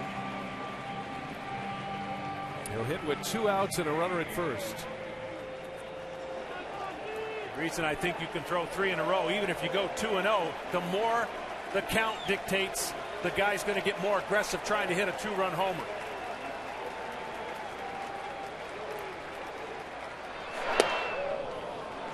Started with a breaking ball as we check in with Craig once again. Well, I talked to McGee before the game about the disappointment of not starting. He said, "Hey, I'll take a pinch hit 3-run homer anytime." Well, he could get a 2-run pinch hit home run right here. This is a chance he's been waiting for off the bench. Casey McGee He's the starting third baseman most of the year. Had a rough season. A great pickup by Yadier Molina. Keeps that runner at first. Johnny Bench would be proud. Not many catchers make this play. Well, I think Molina will tell you that maybe a little lazy on that play, of course, but that's a play that it came so quickly with that slider that he had to use the backhand. The pick.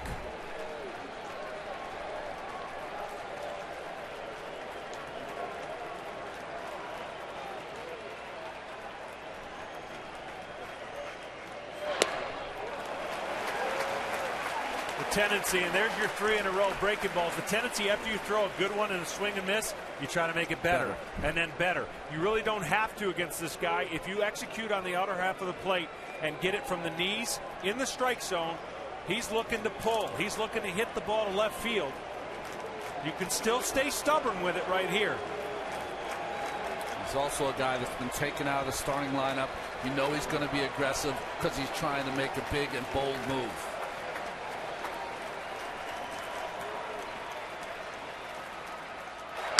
Little half swing bouncer. Jackson right there, and the side is retired.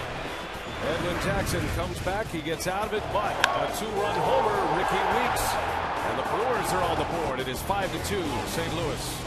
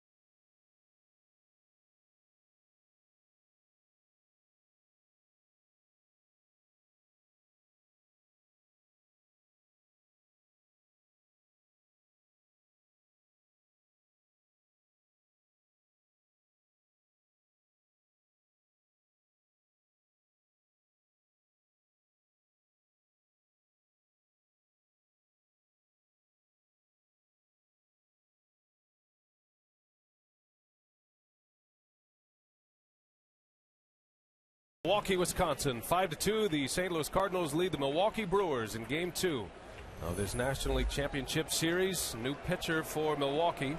Ron Renneke gone with a pinch hitter last inning. For Sean Markham, it'll be Marco Estrada facing John Jay to start this 5th inning, a 5-2 Cardinal lead.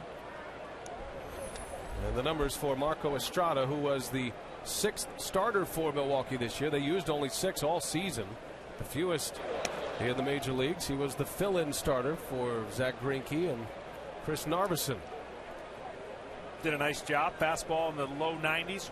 Really good changeup, occasional curve. Changeup is his best pitch that he likes to go to.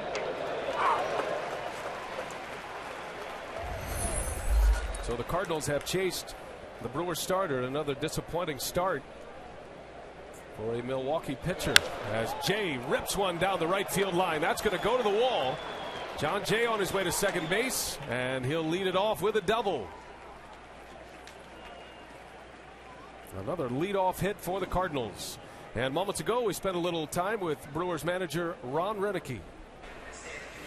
Well, Ron, your Brewers finally give you a run, a 2-run home run by Ricky Weeks. Talk about going to the pinch hitter and that decision early in this game. Well, it's a matchup with McGee against Jackson, and hoping with a guy on first base that he can drive one somewhere in a gap, or maybe get one up a little better than that. Well, Ricky had 2 good at-bats yesterday, a walk and a line drive, and you got him back there in the lineup today, and another nice at-bat to get you on the board. Yeah, it was important. We've got to get some runs somewhere here to put a little pressure on him, see if we can get to Jackson and continue to get some guys on base, and hopefully we'll get another big hit from somebody. Yeah, we appreciate Ron Renneke joining us between innings, and you have to feel for the Brewers. They know that the Cardinals are going to score runs. Ron Renneke knows his club is certainly capable of putting up big numbers, crooked numbers, but the question is, can you keep the Cardinals down? Albert Pujols has 4 RBIs tonight. He has been the big bat in the St. Louis lineup. I'm a tiny bit surprised that they're pitching to Albert here, but the first pitch, breaking ball, second pitch, changeup out of the strike zone. John Jay has done an incredible job getting on base in front of this, what I call traffic jam of hitters. You don't really get too much room for error in the next 3 batters. And Pujols in the right center. That's going to get down and go to the wall. John Jay will score. Albert Pujols on his way to second. And it's an RBI double, and Pujols is still hot. That is his 5th RBI of the game, his 3rd hit. And he is racking up the total bases here already. That is 8 total bases for Albert Pujols.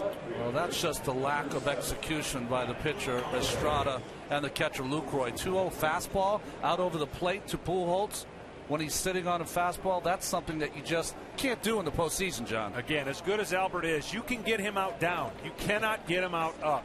And that's going to be the adjustment that these Brewers staff's going to have to make as they move on in this series. 6-2 St. Louis. 5 RBIs for Pujols, a career high in the postseason for Albert. What a prediction by his manager. Tony La Russa saying Pujols would have a big night, and he's having an even bigger night than his manager thought. Matt Holliday with Pujols at second. You know, it's John, you were talking about this in the pregame when we went on air, and that is that occasionally as a pitcher you're taught your entire career to be aggressive, to go after hitters, but sometimes pitching around guys and the prudent walk can keep you in a game and stop you from giving up runs. Yeah, especially when this team has led baseball in ground ball double plays. Matt Holliday does not have exactly all the speed that you want, but he has the power. What you do is you're basically picking your poison, and in this scenario you picked your poison wrong with Albert Pujols twice, and I think, you know, for the St. Louis Cardinals, it's the reason why they're here. The hitting depth that they have is apparent, and the pitchers are taking notice. When you got to give a lot of credit to John Jay as well. 3 hits in this game in front of Pujols, and he has scored 3 runs. He scored half the runs the Cardinals have posted. John Jay doing a lot of ways as well. Remember, he had a bunt single in the first inning that preceded the 2-run home run by Pujols, and then it was a hit and run in the 3rd inning for Jay. He was aboard for Pujols' 2 RBI double, and he whistled a double down the right field line his last time up just a moment ago.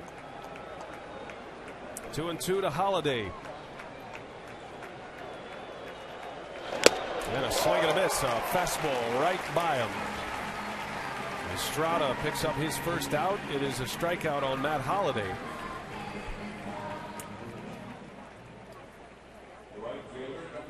One gone in the 5th. Our aerial coverage provided by Goodyear. Everything Goodyear has learned making tires that go the distance inspires what they roll into yours. Goodyear, more driven, Cardinals have been able to keep this big crowd quiet for the most part. They started early. 2 runs in the first, added 2 in the third. They've scored in every inning but the second inning. As Bergman on a shot right to fielder. He'll take it to the bag for out number 2. On the first pitch, Bergman hits one hard to Prince fielder. Pujols advances to third. 2 gone in the 5th inning now.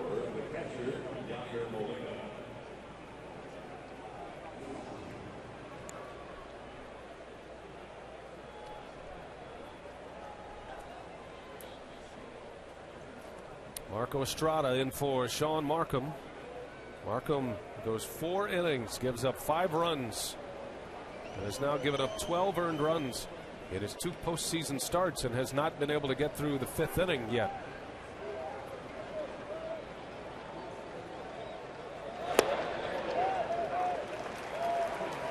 A cross up there, as you saw Lucroy pointing his 2 fingers to his eyes behind the mask, saying, hey, watch the signs. I called for a different pitch there. And probably the only guy who can commiserate up at the plate, Yadier Molina. That skips by Lucroy. Here comes Pujols. Play at the plate, and safe is Pujols. Right between the legs of Lucroy, and Albert Pujols heads up base running, scores the run, and it is 7-2 St. Louis. Oh, he is doing it all here tonight. Well, the thing about Albert is that he takes such a big lead down third base. He might not be the fastest guy, but has always been a good base runner. And Marco Estrada is lucky that he didn't get injured on this play. See how big of a lead he has? That's the only reason he can score in this ball. He just got 5 or 6 feet away from Lucroy as it goes through that 5-hole. He identifies it, gets to it, good toss, but the great lead and running of the bases by Pujols gets the Cardinals those 2 runs back. I'll tell you who had the toughest play there was the umpire getting boxed out by Molina. He was in no man's land trying to get the bat out of the way of home plate. And meanwhile, he was pushing the umpire farther away from the plate to make that call.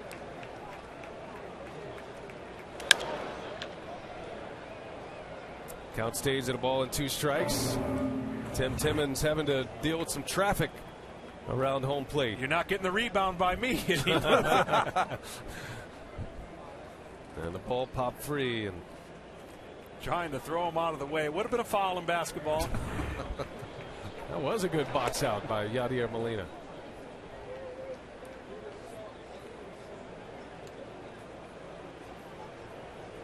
Well, Molina doubled to start the 4th inning. The Cardinals with 7 runs on 9 hits already. Only in the 5th inning.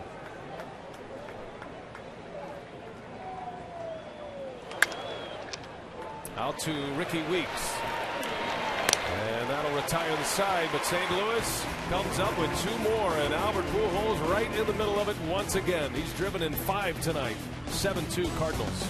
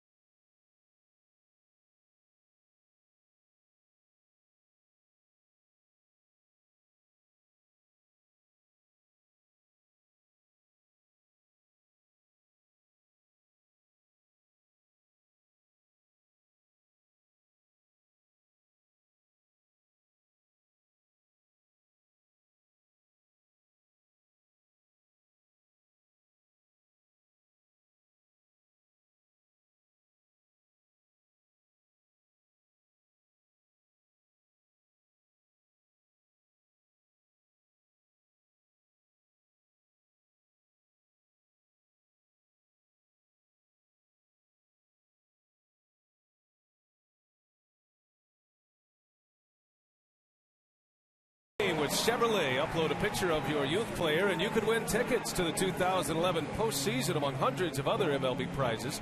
Be a part of the Chevy Centennial celebration and enter for a chance to win at ChevyBaseball.com. Edwin Jackson back on the mound for the Cardinals and pitching with a 7-2 lead. Top of the order for Milwaukee coming up. Casey McGee made the final out of the 4th inning in a pinch hit roll, and now it's Corey Hart to start it. 3rd time through the batting order for Jackson.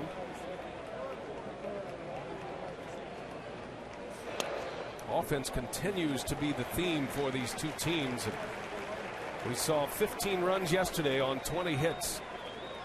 And the Cardinals right back at it with 7 runs on 9 hits through the first 5 innings. The Brewers' 2 runs came on a 2-run home run by Ricky Weeks.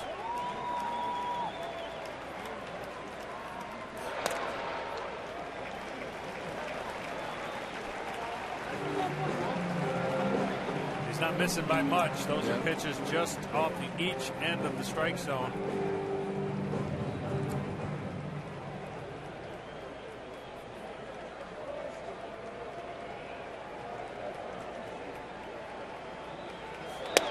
And Corey Hart draws the walk. There's been some activity behind home plate. We take you to inside tracks, and we take you back to the 4th inning with Jonathan Lucroy and Tim Timmons.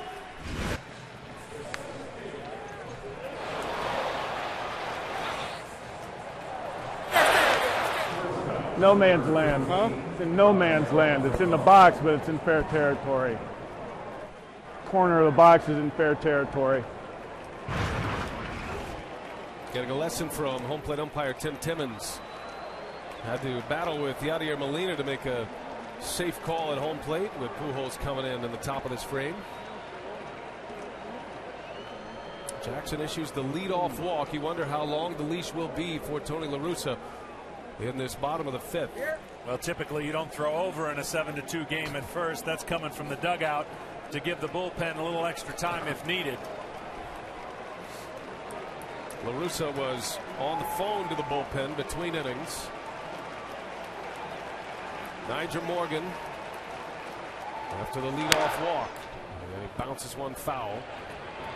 Tony La Russa explaining yesterday's ball game said Jaime Garcia had a little trouble early, then seemed like he had righted the ship and was pitching very well, but then 25 pitches later, no outs and 6 runs across. So certainly not going to let that happen again today. There were 2 swings of the bat that produced 4 runs against Garcia yesterday. And 4 quick hits in the 5th inning.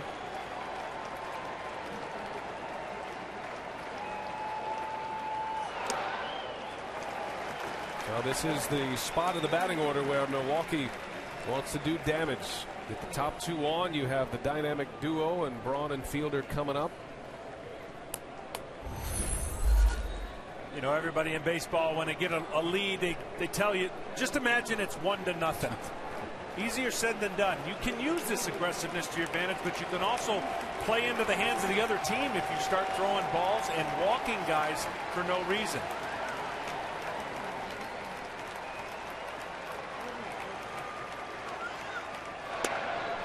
Two balls and a strike on Morgan. There's good walks and there's bad walks. Yeah. And that leadoff walk right there has signaled to the bullpen and to Tony La Russa, I'm not letting him leak a little more than 1 or 2 hitters. Obviously the left-hander getting ready for Prince Fielder.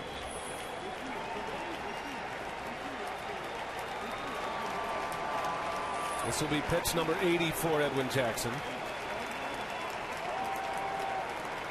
Behind in the count on the Brewers center fielder as Morgan lifts one in the air to center. John Jay settles under it for out number 1.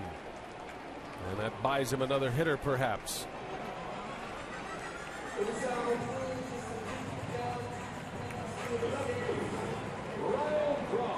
Two pitchers up here in the booth cringing at the potential of this series, this LCS. Pitching and defense has always been thought of as what wins championships, and it still is, it still might, but offense is going to play a big factor in this National League Championship Series. American League Championship Series too. They've got some great bashers over there, as we saw today. Get used to it here in these first 2 games, because I'll tell you, Game 3 is going to be a different story. Those 2 hurlers have been fantastic already in the postseason.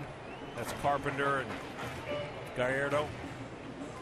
Yeah, they'll set up because Carpenter and Gallardo pitched in the 2 Game 5s for their respective clubs. They'll come back in Game 3 of the LCS, and then they'll be available to go Game 7 if this series continues that far. Gallardo went 6 innings in his start, and of course Carpenter with that great complete game shutout effort.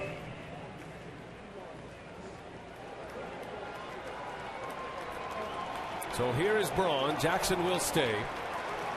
7-2 St. Louis, bottom of the 5th. Braun singled against Edwin Jackson in the first inning. Had a base hit right back up the middle. And then Jackson struck him out, part of a 3-strikeout inning in the 3rd. And those are Jackson's only 3 Ks of this game.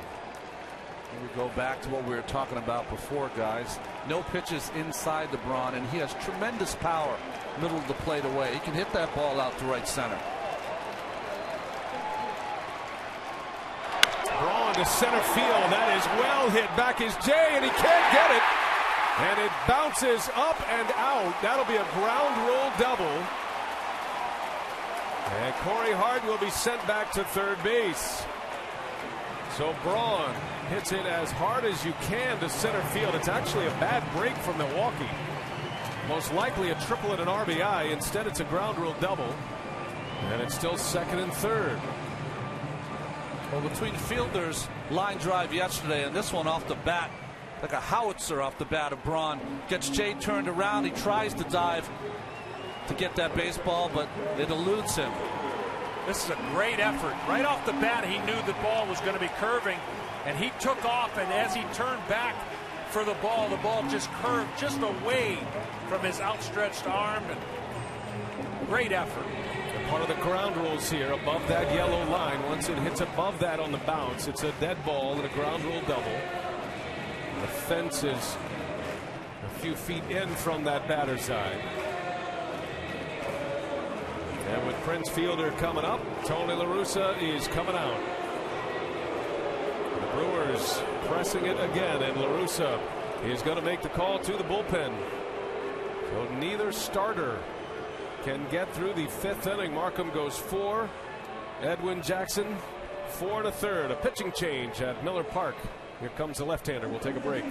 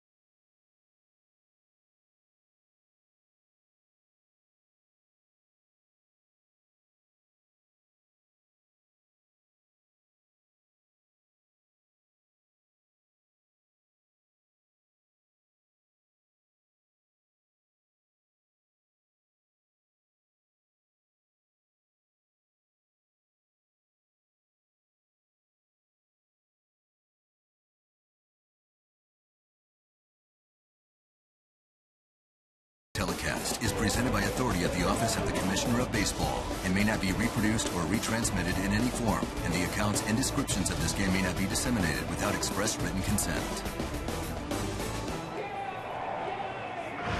And tonight's pitching comparison is brought to you by Liberty Mutual Insurance, and the 2 starters unable to get through 5.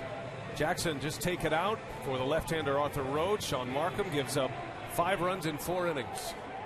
You know, it's unusual, John, in a game like this in the regular season, Jackson automatically would have stayed in there for a few more batters.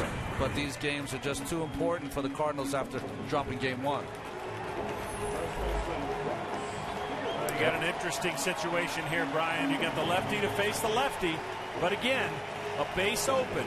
It's not imperative that you have to pitch to Prince Fielder here. Well, a 7-2 Cardinal lead might affect the decision by La Russa, and the fact that he's got a lefty on to face Prince Fielder with a base open. A right-handed hitter is on deck, and Ricky Weeks. Matter of fact, a string of right-handed hitters coming up next. Arthur Rhodes, veteran left-hander. He was released by the Texas Rangers. His last outing for Texas was the last day of July, and then he went a couple of weeks in no man's land, didn't know where he was going to pitch. He actually decided, had an option to sign with the Cardinals, did so, made his first appearance for St. Louis on August 14th. Well, he struggled this season in Texas. 2 seasons ago in Cincinnati, a brilliant season. Held on to that fastball a little too long.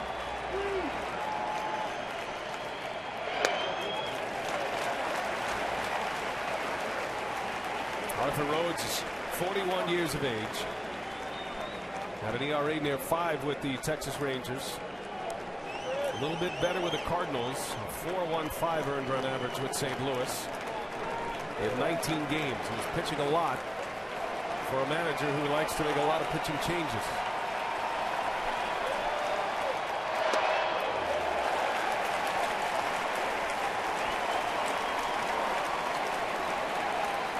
Well, it's interesting watching Rhodes, the veteran. We saw a lot of talk. We saw Jackson thrown over. We saw the catcher going out. They were trying to give him as much time as he could to get loose, but that older body looks like it didn't get as loose as he wanted to. Very surprised that we're not seeing the catcher stand up and hold his hand out here for the 4th pitch. Fielder has been known to swing away 3-0. And he does swing away and fouls it back.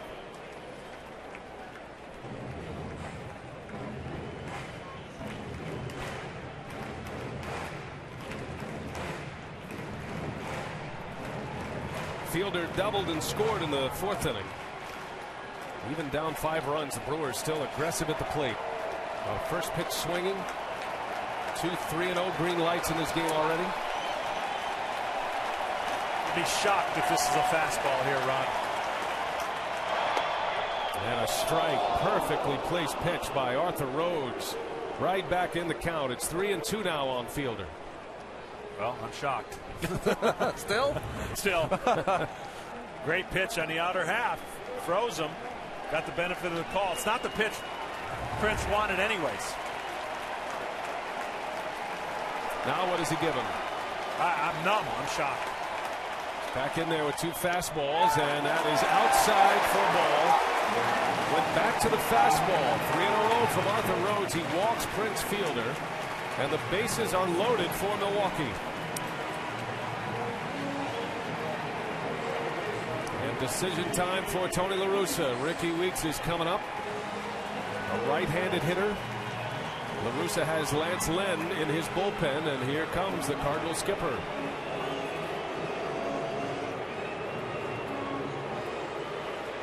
And the point to the pen.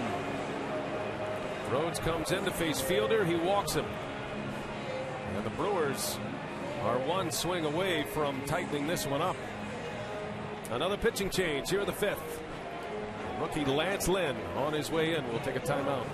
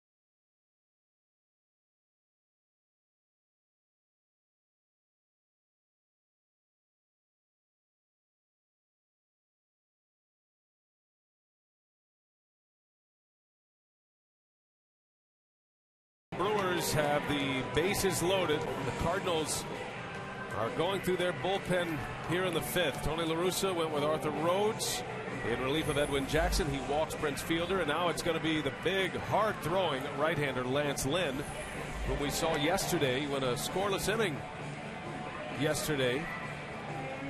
And he is back out there for La Russa to try to get through a mess in the 5th. Jackson, the starter, 4 1/3. Two of his runners are still out there. And it's going to be all-star second baseman Ricky Weeks. Well, if there's been an Achilles heel in this lineup for the Brewers all season long, it's been this 5th spot where Weeks is hitting today. 223 average, was the second worst in the National League. We're looking for production from this slot all season long. Then got Ricky Weeks to bounce into a double play yesterday. And a bouncing ball. This is for Call. Shovels to second for 1. And it is in time for a double play. The Cardinals turn 2. And Lynn does it to Weeks again. Back-to-back games. St. Louis is out of the inning. Well, might have got a call at first base. Still 7-2 Cardinals.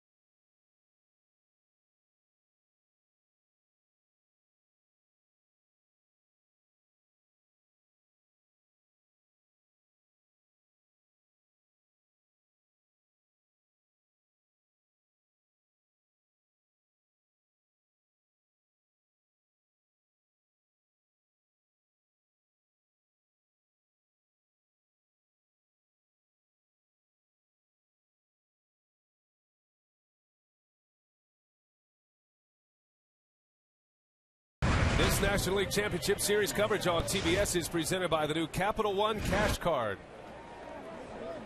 Miller Park, Milwaukee, and we go to the 6th inning. And a big call over at first base, perhaps a game changer as the Cardinals get a double play off the bat of Ricky Weeks to end the threat. Brewers leave 2. Marco Estrada is back out for his 2nd inning of work. And right before we went to break, it looked like Weeks on that replay, like he had beaten the throw from second base. And we'll give you multiple looks at it here in just a moment. But Lance Lynn on the first pitch to Ricky Weeks induces the double play ball as Freese takes a big cut and a miss.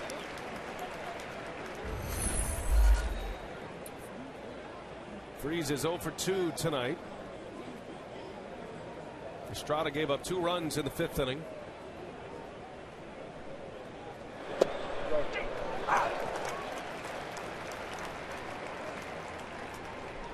Albert Pujols has had a huge night. 5 RBIs. A postseason career high for Albert Pujols. 5 RBIs on 3 hits. 2 doubles and a homer. And the count goes full to David Freese.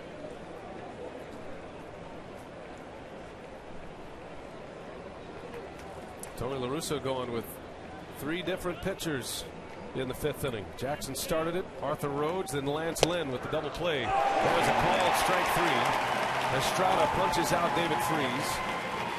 And let's take you back to the play, Ron, that ended the Brewer threat in the 5th. When you're the first base umpire, you're listening for 2 sounds. You're listening for the ball in the glove, and you're listening for the foot of Weeks on the bag. If it goes in the glove, you hear that sound first, then the runner is out. In this case, it was not. The foot on the bag was first, and then the ball in the glove. Weeks should have been safe.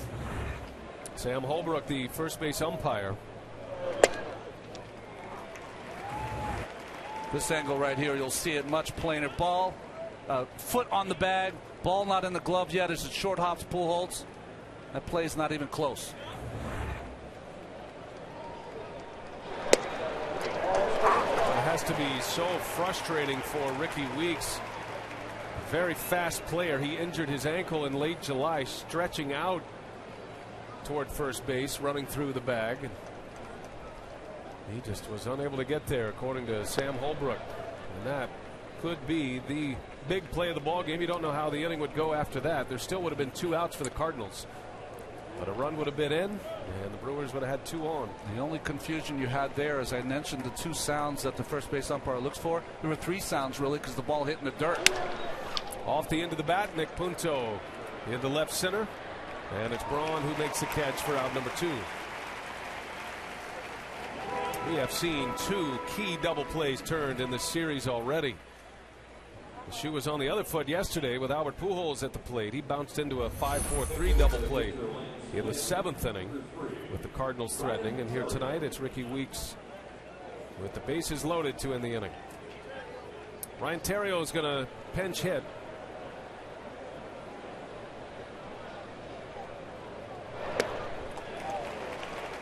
Theriot began the year as the Cardinals shortstop. Cardinals are hoping to improve that position. That's why they went out and made the deal for Rafael Furcal.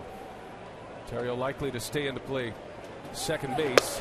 And he bunts right through it. 0-2 the count on Theriot. You never know what events are going to transpire to put you in a position to try to get through a series. Lance Lynn put on the roster as an extra pitcher because Skip Schumacher out with the oblique injury. He's come up the best reliever so far for the Cardinals. Got a double play yesterday and big double play tonight as Theriot rips one back up the middle. A 2-strike hit for Ryan Theriot. As I said before, you never know what a walk and a good walk can do for you setting up that double play. You had second and third, and surprisingly they tried to pitch the fielder. He could have done some damage, but that walk allowed for that double play to get you out of the inning. Well, it didn't look like Arthur Rhodes, certainly not brought in to pitch a round fielder. He was going right after him. He came after him with fastballs, but he walked him. La Russa made the next move, and it paid off. Top of the order, Rafael Furcal, who was 0 for 3 tonight.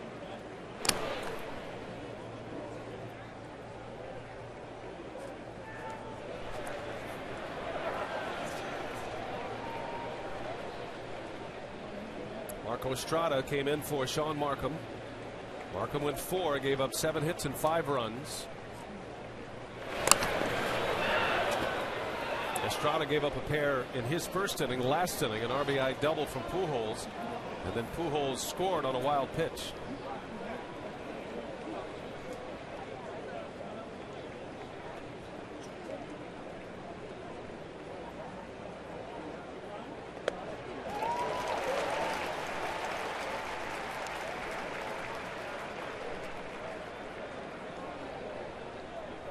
Furcal is hitless tonight. Had a couple of hits yesterday.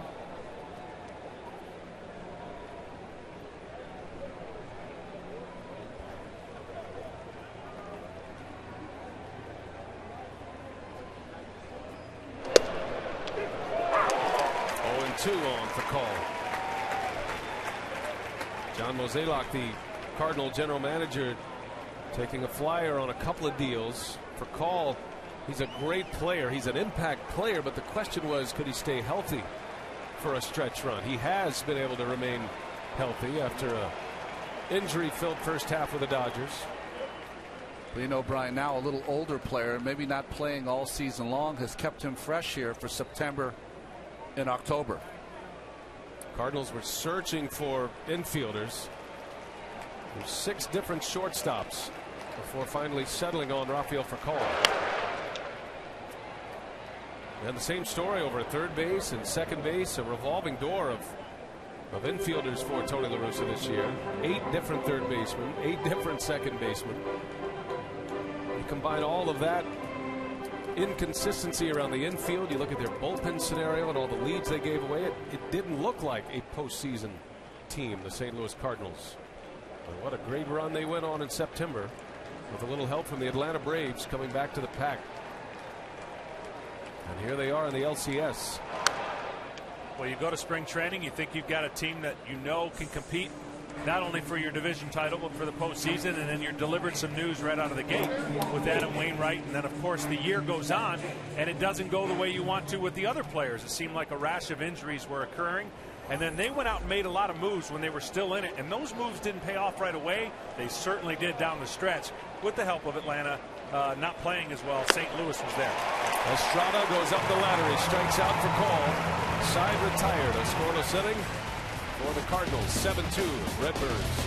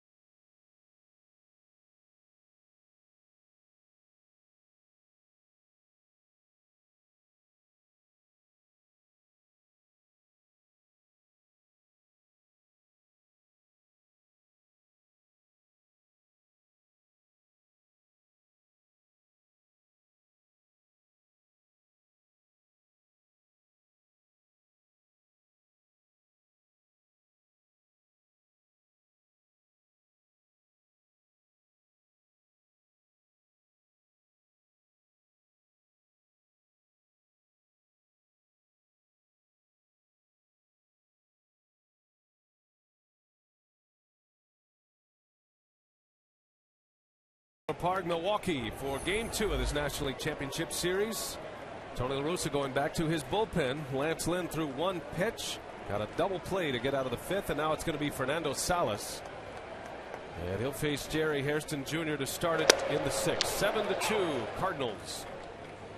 Getting a big night from Albert Pujols. He's driven in 5 of the 7 runs. You see those saves for Salas. He got a lot of the opportunities after Ryan Franklin was let go by the Cardinals in this ever-changing closer role for the Cardinals all season long.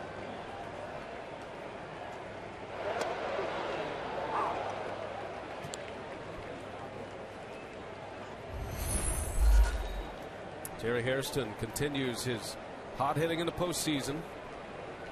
Has a hit tonight. He's 1 for 2. 3 hits now in this LCS.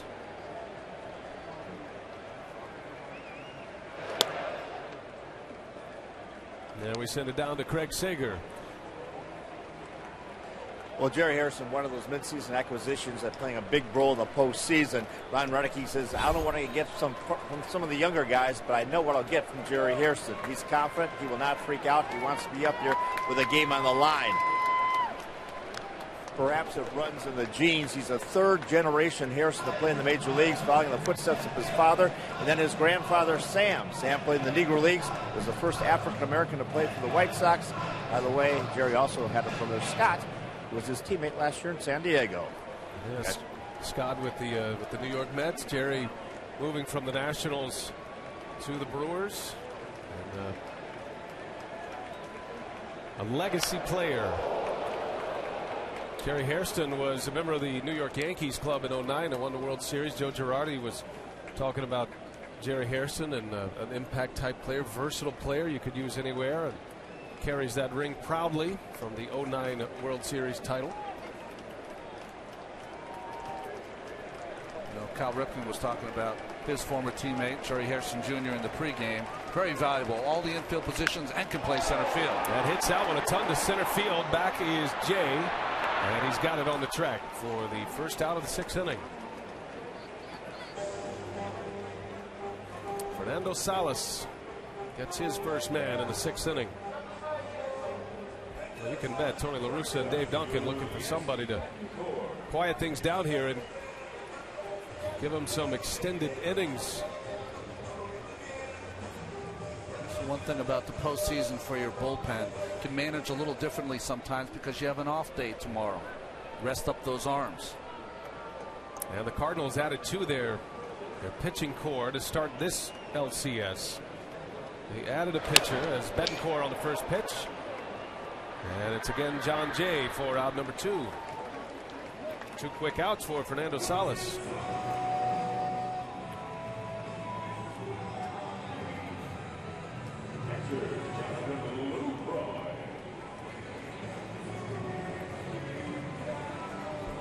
Night 2 here in Milwaukee. The series will move to St. Louis Wednesday night, game 3 right here on TBS. Games 3, 4, and 5 will be at Busch Stadium in St. Louis.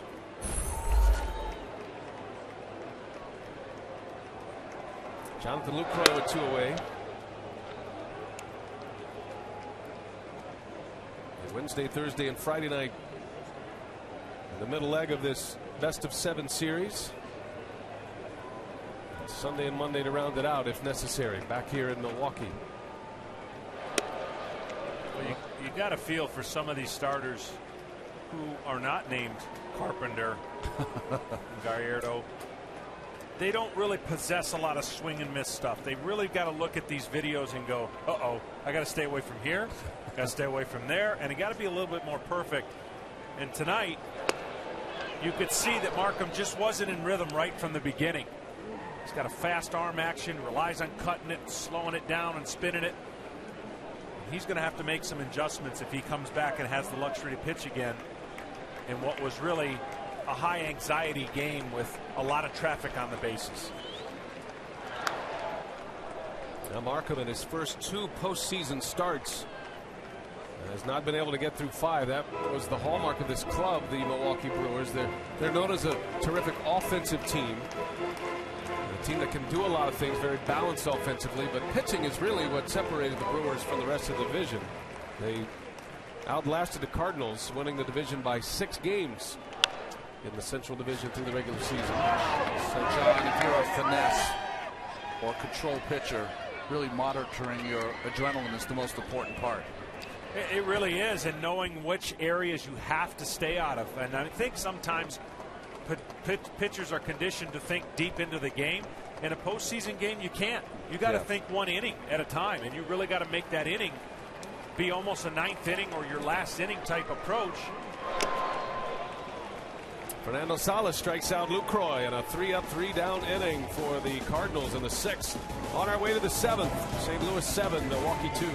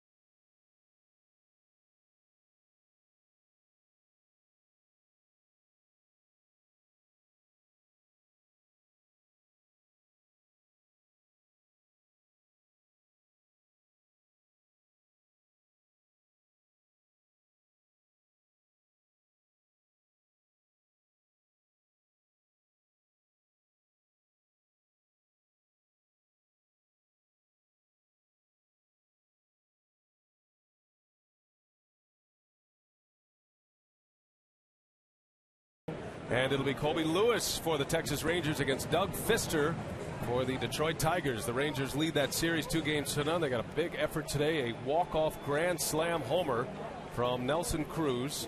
Game 3 tomorrow on Fox. Joe Buck and Tim McCarver will have the call. We'll welcome Tim McCarver back. Hopefully successful heart procedure. I guess there's no such thing as a minor heart procedure, but it'll be good to have him back tomorrow for the continuation of the ALCS. Cameron Lowe is the new pitcher. Milwaukee sending out Lowe for Estrada, the third pitcher used by Ron Renicky. And John Jay, for the first time tonight, has been retired. Now 3 for 4, one gone in the 7th.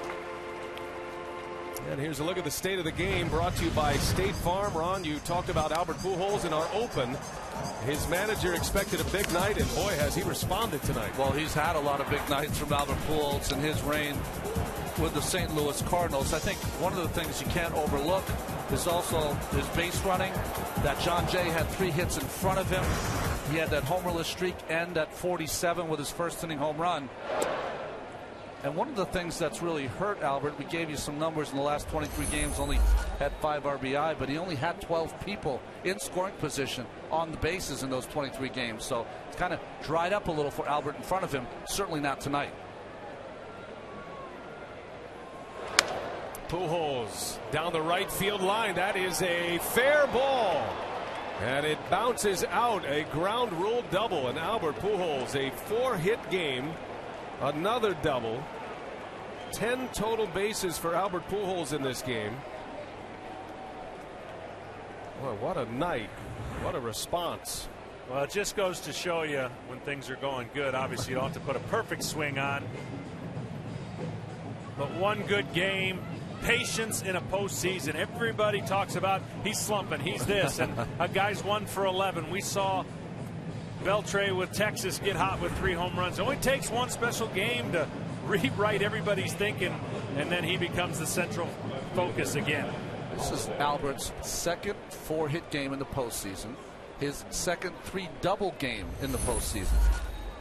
And he has already set a postseason high for his career for RBIs in a game with 5. So he is at second base for Matt Holliday.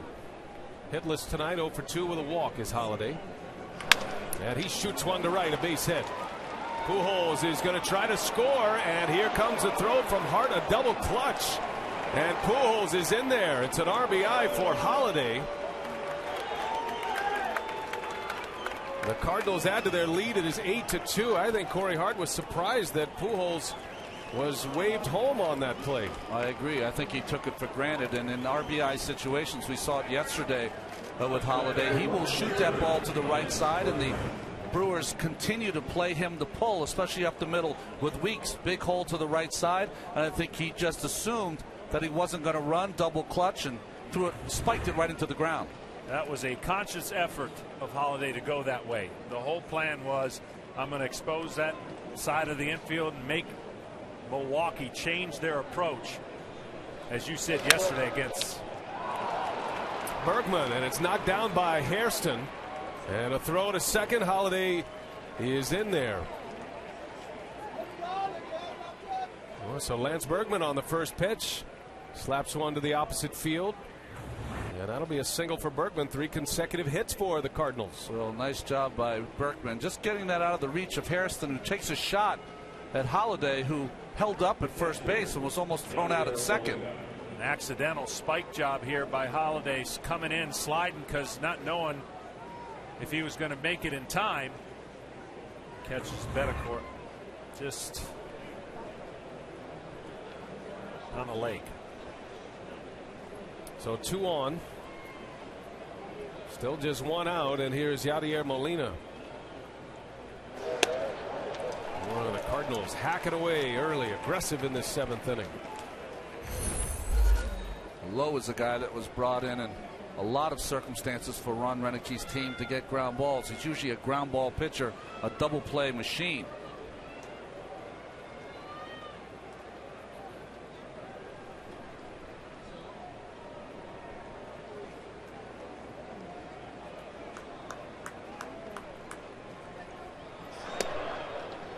Ball and a strike on Molina. Chance to add to it for St. Louis. Renicki had to go to his bullpen early. Markham went 4, Estrada 2, gave up a couple of runs.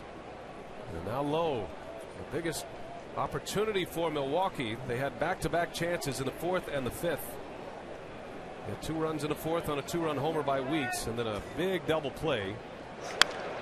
And that one's to the right side, and that might find a hole. It does, and here comes Holliday, and he'll score. 9-2 to throw to third base. Safe is the call. As the Cardinals are finding the holes here in the 7th, they've tacked 2 more on.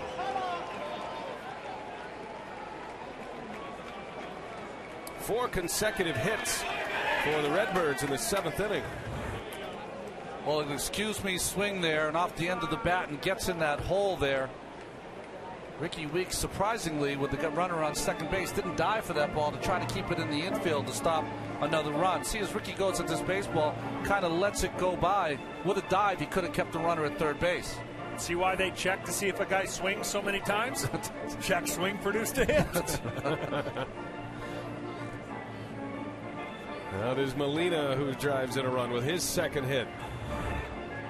9 runs on 14 hits. The heavy hitting Cardinals trying to steal a game here at Miller Park. Brewers with a home field advantage in this series, but the Cardinals can swipe it right back if they finish this one out tonight. David Freese still just 1 out, 1st and 3rd for St. Louis.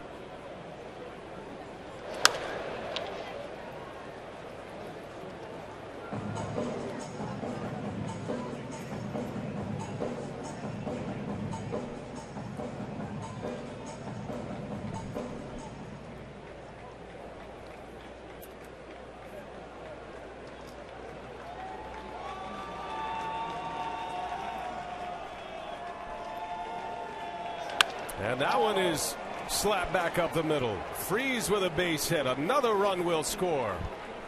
10-2 Cardinals. 5 consecutive hits in the 7th inning. Oh, St. Louis putting this one away late. And what an offense the Cardinals bring to the table. It's interesting how this game works. You remember back in 09, St. Louis went into the postseason, and they had terrific years from Adam Wainwright and Chris Carpenter. They looked like the favorite. They looked like a team. I think I remember a guy on that team was in the bullpen a little bit, John Smoltz. But they looked like a team that had enough pitching to carry their way all the way through, and they were defeated in 09, knocked out. This was a team that had major question marks with their pitching, especially their late inning pitching.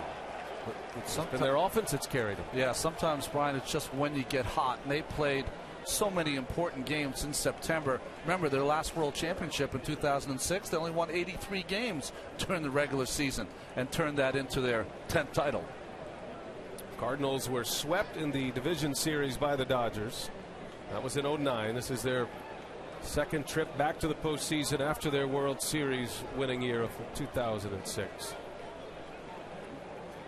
Cardinals finished the season 22-9, while the Braves were losing 20 of their last 30 and able to make up 10.5 games in the final month and a week of the season to take the wild card. There's another base hit.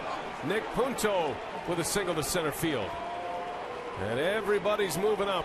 St. Louis now leads it 11-2. With an exclamation point here at Miller Park.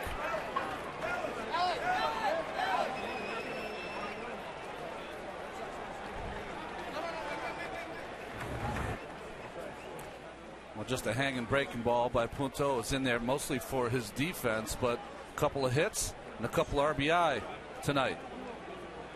I say this time of the year you got to have a bad memory, as St. Louis is preparing for what looks like another happy flight. Milwaukee is just basically, these are type of games, if you're going to lose, this is an easier one to forget, to be honest with you, because it's one of those things where everything went right for St. Louis, nothing went right for you. It's just a game, and this team will strap it back on as they look forward to put some runs on the play. You always want to get in a rhythm, but this game just went fast in the way of St. Louis.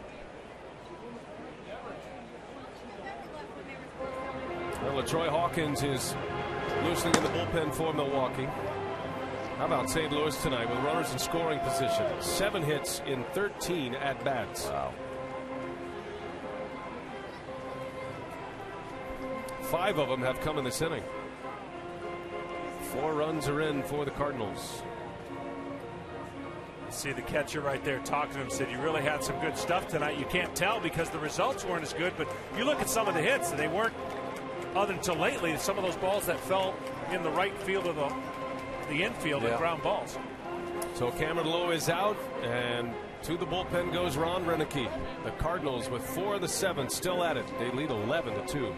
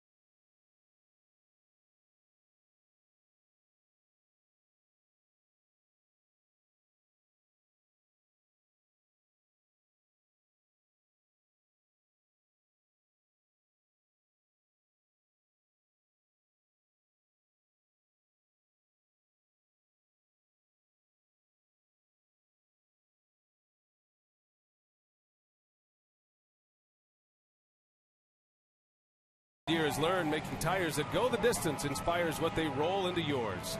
Goodyear, more driven.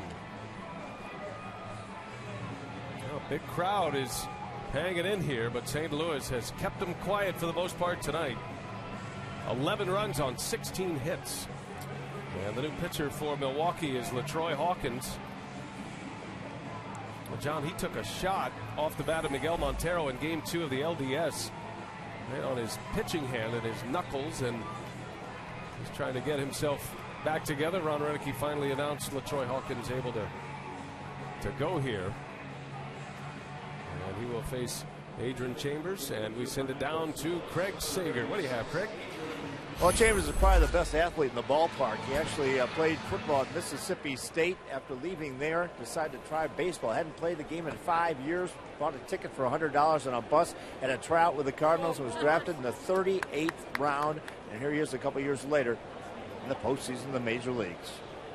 An impact hit in the regular season for the St. Louis Cardinals.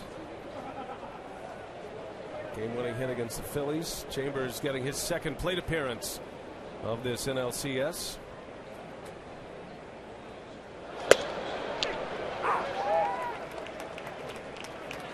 Think about the draft and a wild road for Adrian Chambers. How about Albert Pujols? Every time you think about the draft, 1999, there were 401 players picked before Albert Pujols in 1999.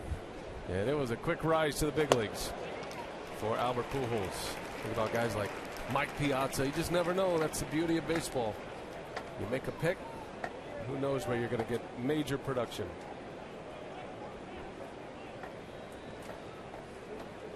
Certainly, his career could end right now. Pujols is Hall of Fame worthy. And a free agent at season's end, who knows where he'll end up. Cardinals fans are hoping he stays in a St. Louis uniform. That is going to be the topic of discussion this offseason. Well, I really think whatever team goes on to the World Series and let's say they win it, I think their chances of retaining that player, in my opinion, become a little better. Oh, better, right. Comparing Pujols and Prince Fielder, you mean? Yes. Now the Texas Rangers have a big free agent as well, and C.J. Wilson, their ace. He'll hit the open market this offseason as well. But I think of all the free agents that are out there, it's almost impossible for me to envision Pujols in another uniform. Just so closely associated with the community in St. Louis. I don't know if there's going to be that many players left that have a great career with just a Hall of Fame kind of career with just one team. There's a strike call. Chambers is retired, the second out. 6 consecutive hits between the outs.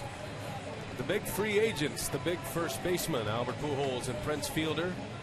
Figure Pujols will set the market. Fielder will certainly get a lot of suitors.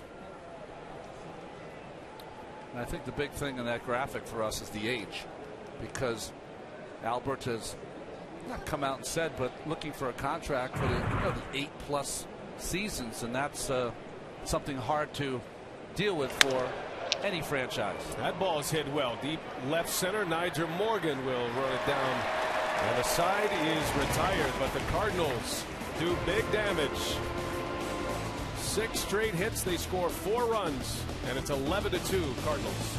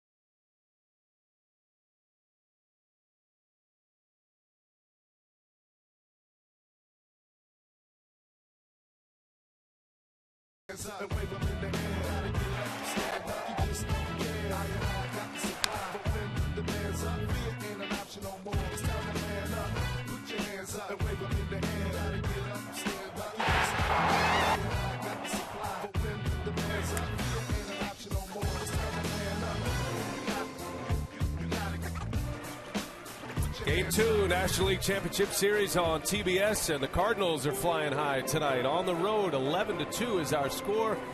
Brian Anderson with John Smoltz and Ron Darling, and now you're starting to look ahead a little bit with the Cardinals in a 9-run lead. And Ron, for the Brewers, they'll have Giovanni Gallardo going in Game 3 on Wednesday. Chris Carpenter goes for the Cardinals. 2 questions.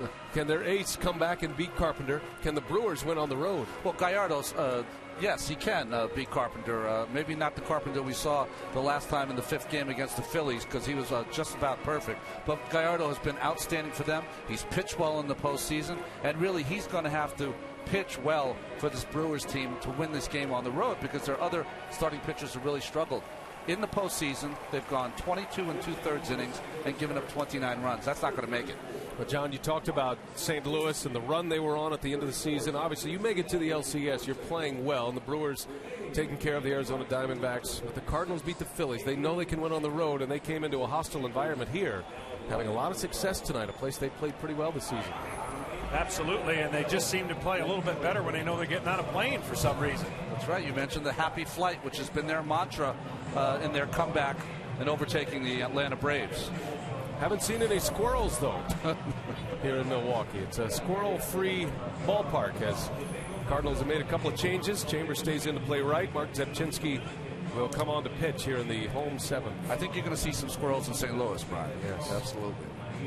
There will be squirrel activity. The numbers on Zepchinski came with Jackson from the Blue Jays to the Cardinals.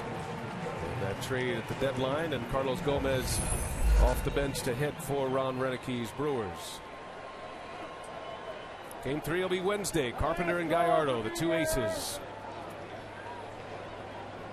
And both managers with a chance to use their aces twice in this series if it goes 7 games. Gallardo and Carpenter will go Game 3 and then Game 7 if necessary.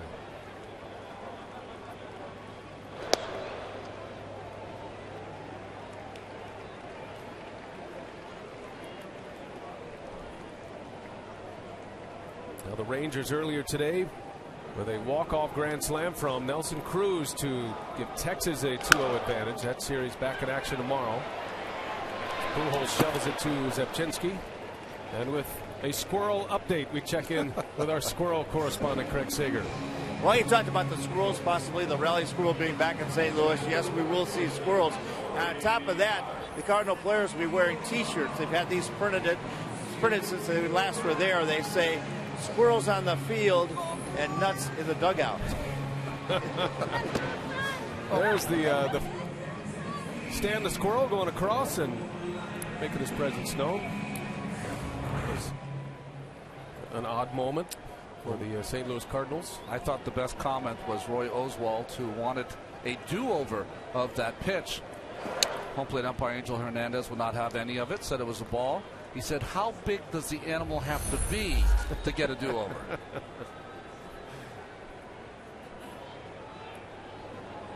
That has been an interesting topic to follow here. The squirrel, you've got beast mode here in Milwaukee after they have success from the Monsters Inc. movie.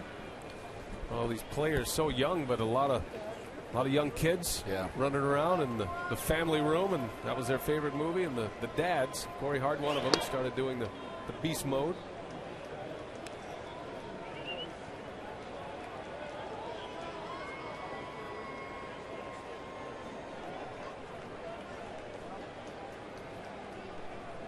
That squirrel coming across the field, we had to go to the umpire's manual to find out the rule on that.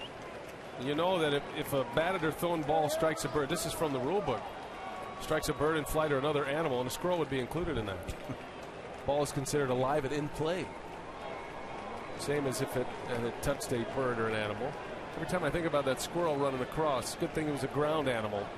I think about spring training with Randy Johnson and the bird that flew across. to his end as Hart flies out. Out number 2.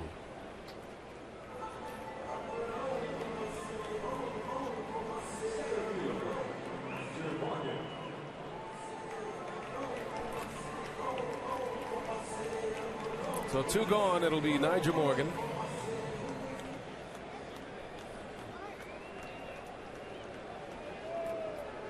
You guys ever have any animal confrontations in all your years? Baseball years? Think of it, I don't think so. None for me, but always I think the most famous story, of course, always comes from towards the end of the 1969 season with the Cubs and the Mets chasing them down, and the Black Cat, of course, running in front of Ron Santo on the on-deck circle.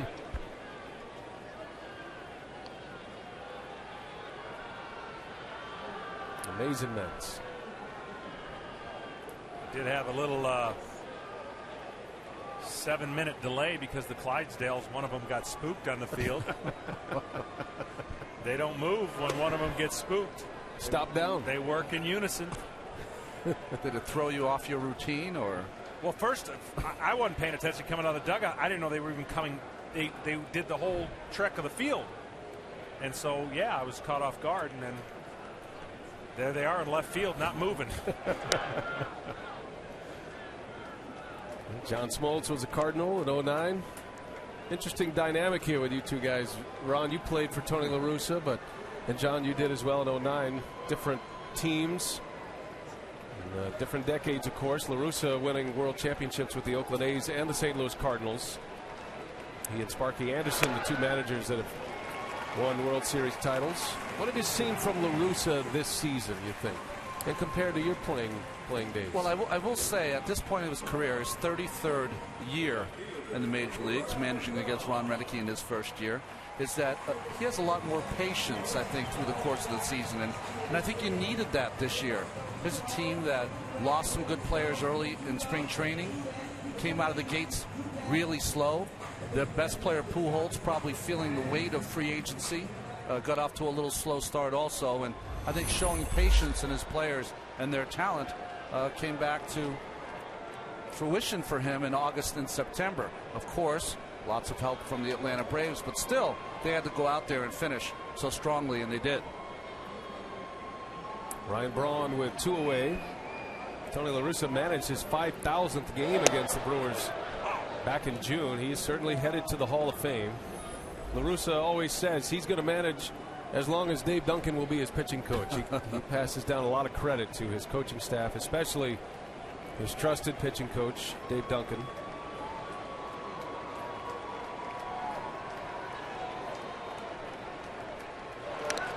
You know, there's so much that you have to do. I don't know if you agree with me, John. There's so much you have to do as a manager that you might not have had to do 30, 40 years ago, as far as, you know, managing young people that are making a lot of money, making sure that they stay on point. Things with the press now that you wouldn't have to have done a long, long time ago. And having a pitching coach that takes care of all the pitching makes your job much easier. Yeah, there's no doubt. And you throw in that hashtag situation you've been talking about, Brian. That's right. And it's really a mess.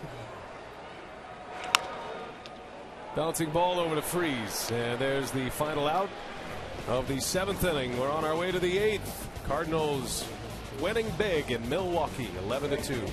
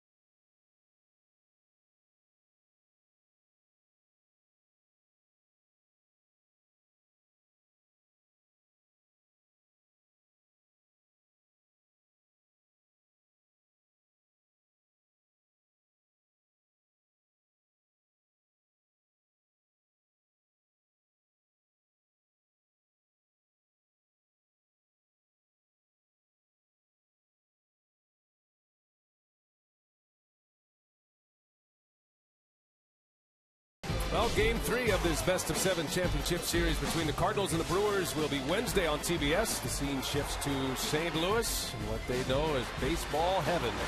Busch Stadium. Coverage begins at 7:30 p.m. Eastern with MLB On Deck, presented by Chrysler. All St. Louis tonight, 11-2. Has been a steady attack. These will be the starting pitchers for Wednesday's game. The aces will match up. Giovanni Gallardo against Chris Carpenter. Gallardo pitching Game 5. No decision in that clinching game for the Brewers. They won an extra innings while Carpenter dominated the Phillies in a 3-hit shutout, sending the Cardinals to the LCS. A former Cardinal, Chris Narveson, is on the mound for Milwaukee. Back to the bullpen goes Renicky. John Jay, a 3-hit game tonight. He's 3 for 4.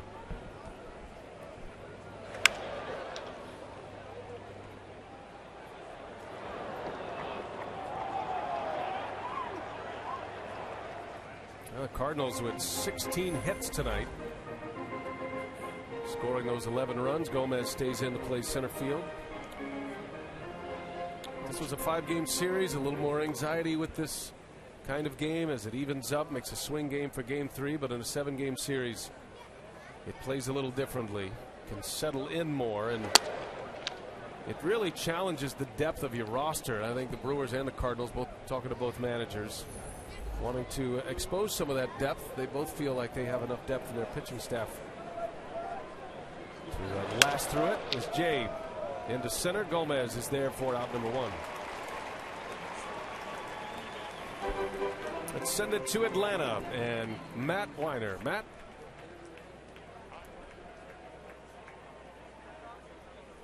First baseman, Albert Pujols.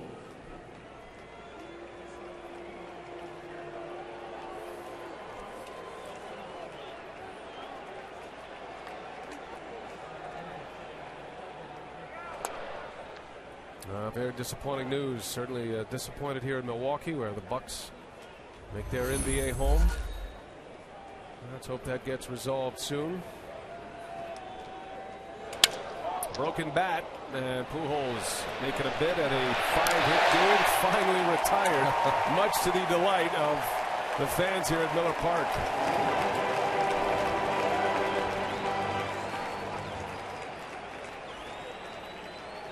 One of the things you saw right there, I know he broke his bat, but that pitch was down. The difference between that pitch and obviously the game's well in hand. Everything earlier in the game was up. Started in the first when trying to go in, which was probably the last time that pitcher went in.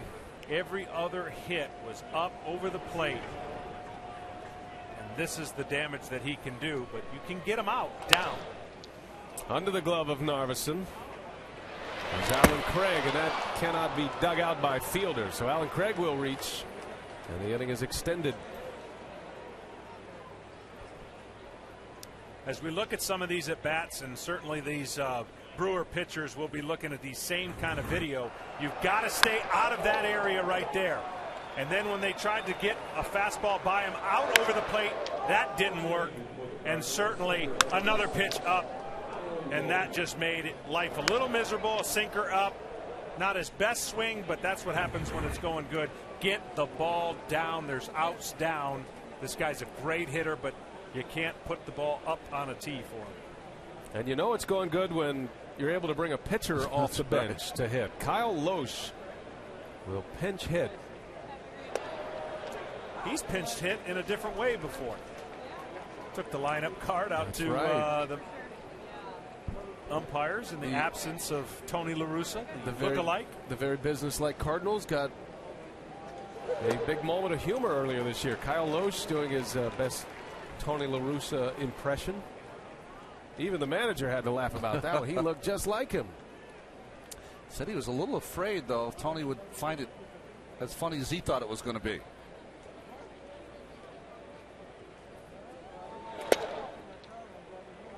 Video proof of that moment.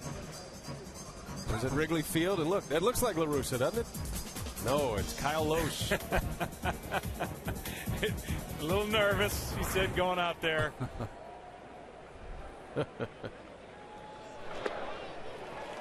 And he's a well-calculated making fun of a Hall of Fame manager as Narveson gets through the inning. Bottom of the 8th coming up.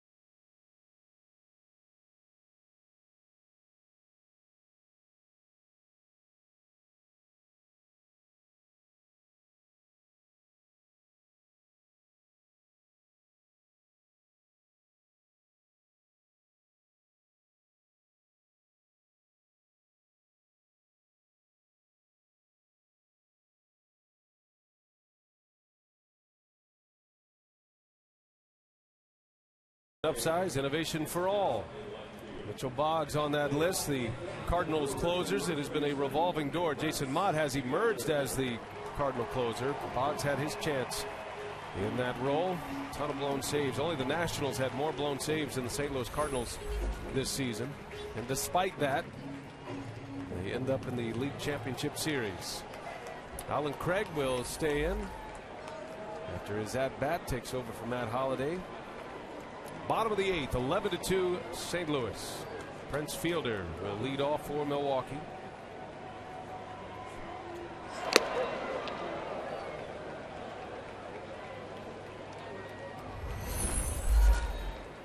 The heavy hitting Fielder who had a big home run last night. A 2-run homer that gave the Brewers the lead. It was a 9-6 win for Milwaukee last night. But what an answer tonight by the Cardinals. Started in the first inning on Albert Pujols' 2-run homer. Fielder, wow, lifts and separates. That is way gone. Prince Fielder with his second home run in as many games of this LCS. No doubter.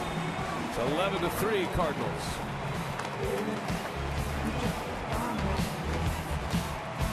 You were my friend.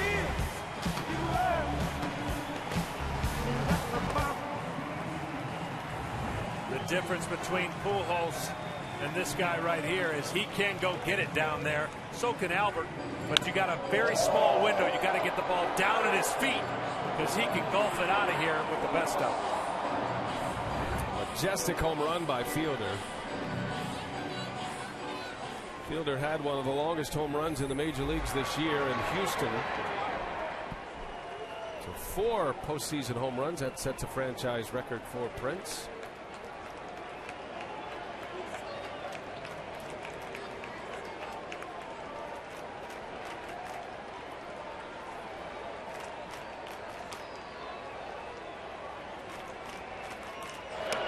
many of this sellout crowd staying around to see Fielder get one more glimpse of him, and boy, he doesn't disappoint.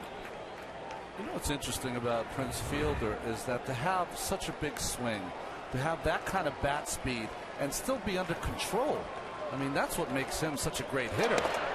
Anyone can go up there and swing as hard as you can, but to be able to recognize pitches, put the bat on the ball, and have that, I don't know what you'd call it, controlled terror as he approaches that baseball. Buggy whip. Yeah, buggy whip is a good phrase.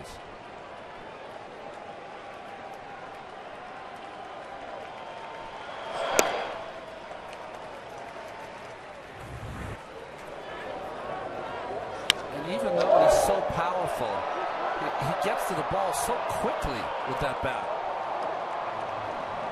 Well, Fielder is more than just a power hitter. He is a big power hitter, but he's a guy that uses the opposite field well. He'll spray the ball when he needs to. He'll draw his walks. But when he hits them like that, you can admire him for a while. And he's also one of those players that if he doesn't stay here in Milwaukee, he's just a fan favorite. You know, he just he does things in a big way, and fans appreciate that.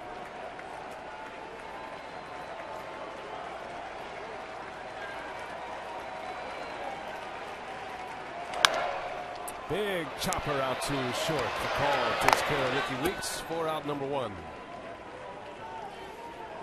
Well, this is a big day in Milwaukee baseball franchise history. On this day, back in 1957, the anniversary of the Milwaukee Braves winning the '57 World Championship. The Braves beat the Yankees in 7 games in the '57 World Series, and it was Lou Burdett who was named the most valuable player.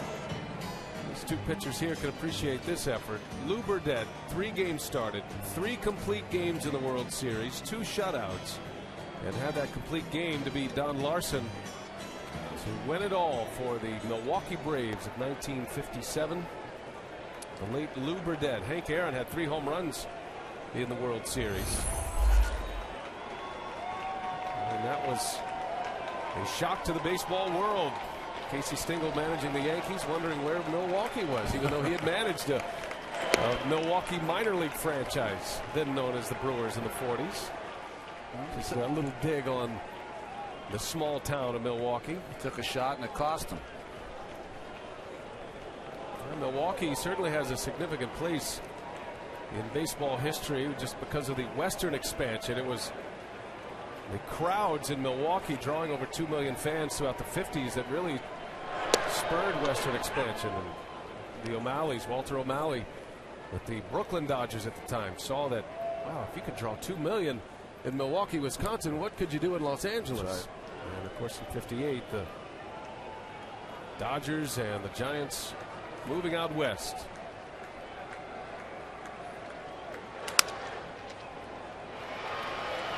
The call handles it, and Hairston retired. 2 outs here in the 8th inning. Now the Braves would leave Milwaukee. Brewers would enter as a major league franchise in 1970. Bud Selig, the commissioner of baseball, who was here at the ballpark tonight, part of the group that brought Major League Baseball back to Milwaukee.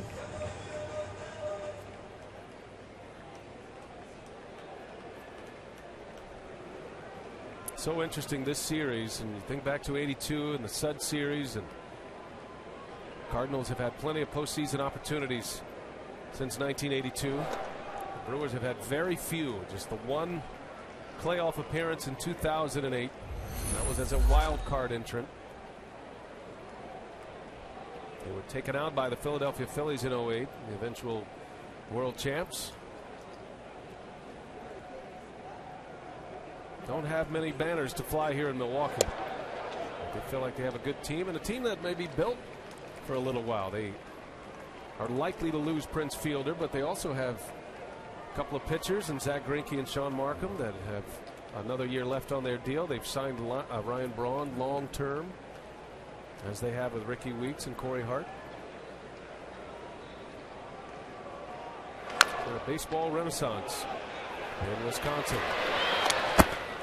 So after the home run, Boggs retires the next 3, and we're on our way to the 9th. Cardinals rolling in Brewtown tonight.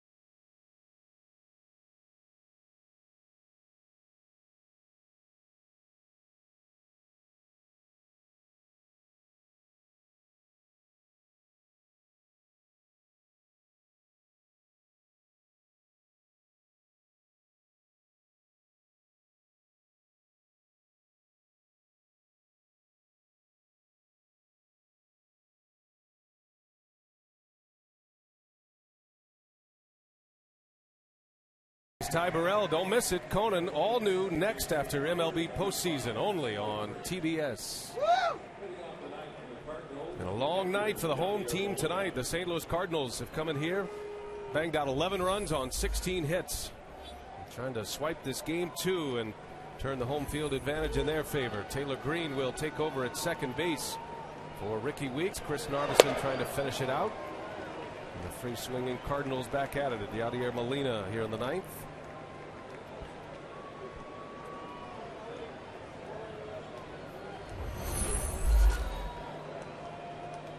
Rangers and the Tigers, game 3 tomorrow on Fox. In the American League Championship Series, the Brewers and the Cardinals back at it Wednesday for game 3 at Busch Stadium. Well, you know the crowd will be rocking there. Some of the best fans in all of baseball. And even the most diehard of Cardinal fans couldn't have expected this kind of finish to a season for St. Louis around late August.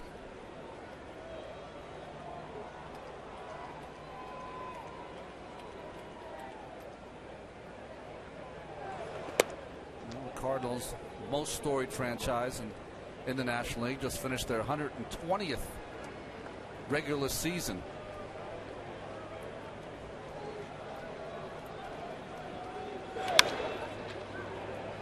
World Championships, trying to get their 11th. And really, whenever you're the away team, you just try to, when you open up on the road, try to steal one of the 2 games, and they've done that.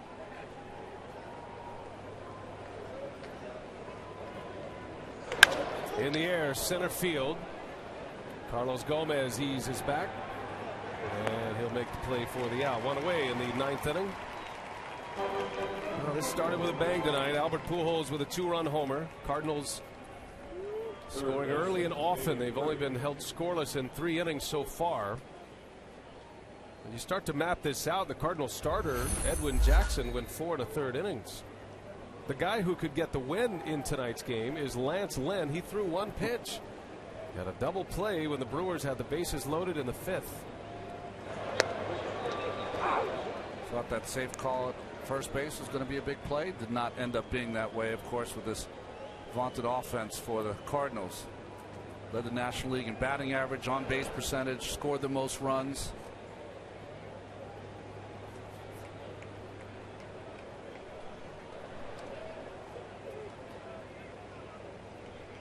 Now both of these teams will fly out after the game tonight. They'll have a workout tomorrow. And then back at it Wednesday.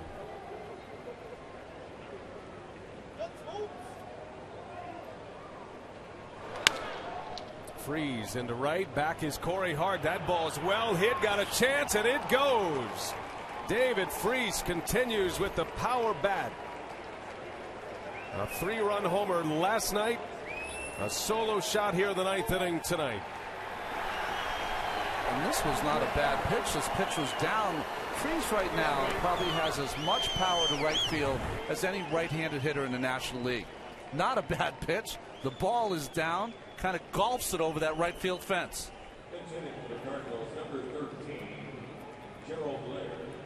St. Louis native having a nice postseason. So much opposite field power. His home run yesterday was in the bullpen in right center. Gerald Laird is the pinch hitter for the Cardinals.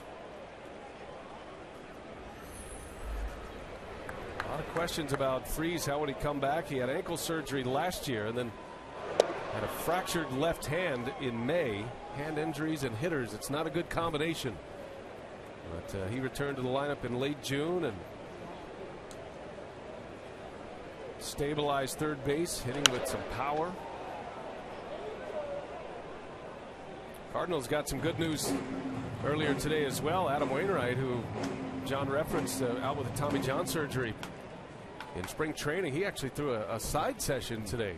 Has to be inspiring on some levels for the Cardinals to see Adam Wainwright returning back to health. As Chris Narveson strikes out Laird. And instead of doing it somewhere in Florida, he gets to do it with his club in the postseason, a side session under the watchful eye of Dave Duncan.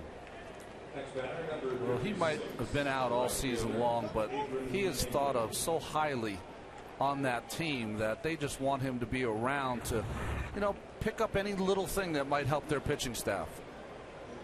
He was the man on the mound for the final out. In 06, pitching out of the bullpen that year for the Cardinals.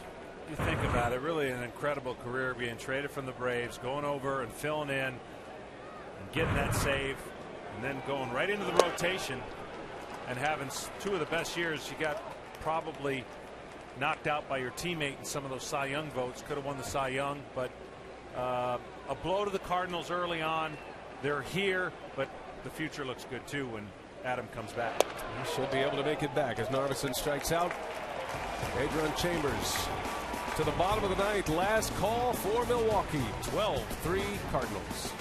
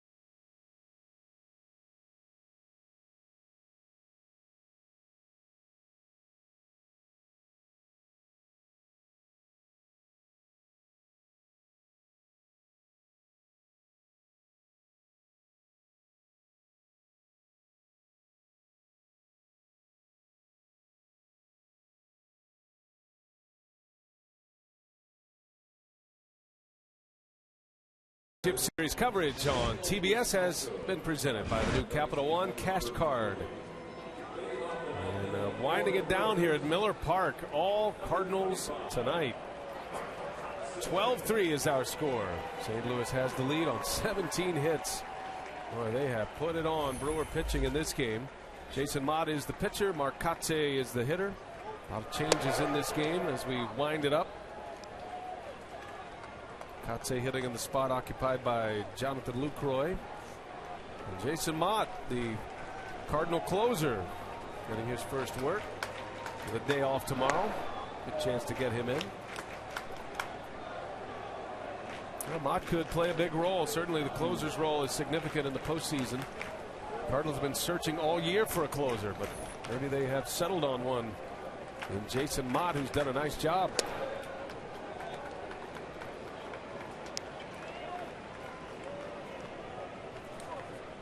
Converted catcher with a great arm. Now starting to mold his way into a pitcher at the major league level as opposed to just a thrower.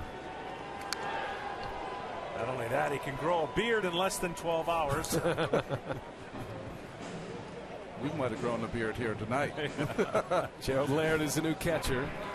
A lot of changes for Tony La Russa. Actually have Yadier Molina playing first base now as Pujols has been taken out.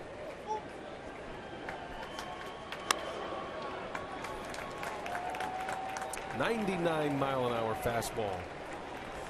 Descalso is the new second baseman.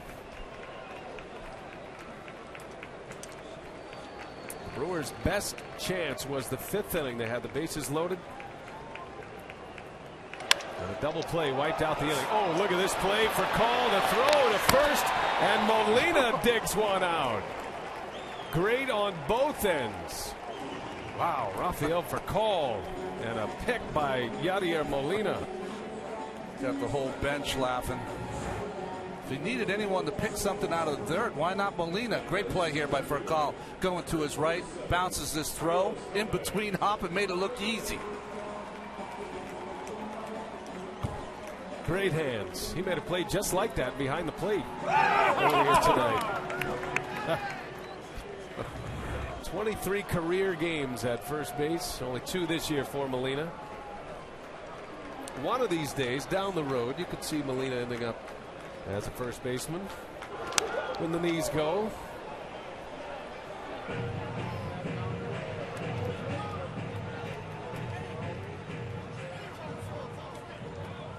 A gold glove is a gold glove, whether it's a catcher's mitt or a first baseman's glove. Well done by Yadier Molina.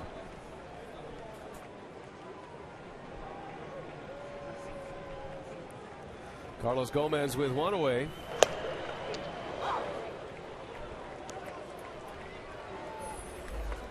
There'll be 12 runs tonight for St. Louis.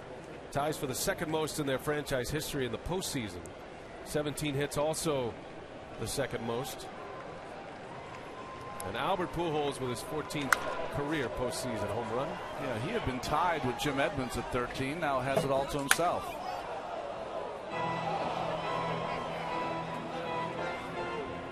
If you're wondering what the most was, it was the Sud Series that we have referenced. The Cardinals in 1982 in the World Series against Milwaukee scored 13 runs in Game 6 of that World Series. They beat Don Sutton that day. And then the Cardinals would win Game 7. World champs 1982. So making yet another connection. 2011 to 1982.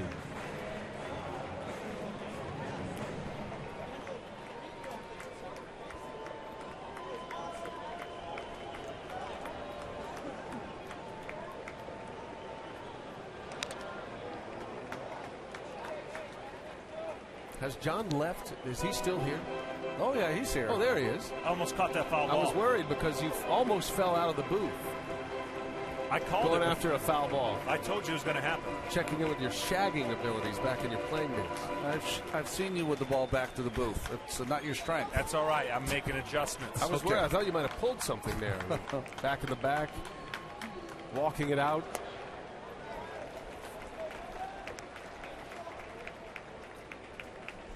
Looking forward to our trip to St. Louis. We're on the cruiser, the John Smoltz cruiser, after the game tonight. Going to be tweeting all the way home. Yeah. Got your hashtag all set up? I'm a tweeting fool now. Fly ball to right. Chambers will make the call. And there is out number 2.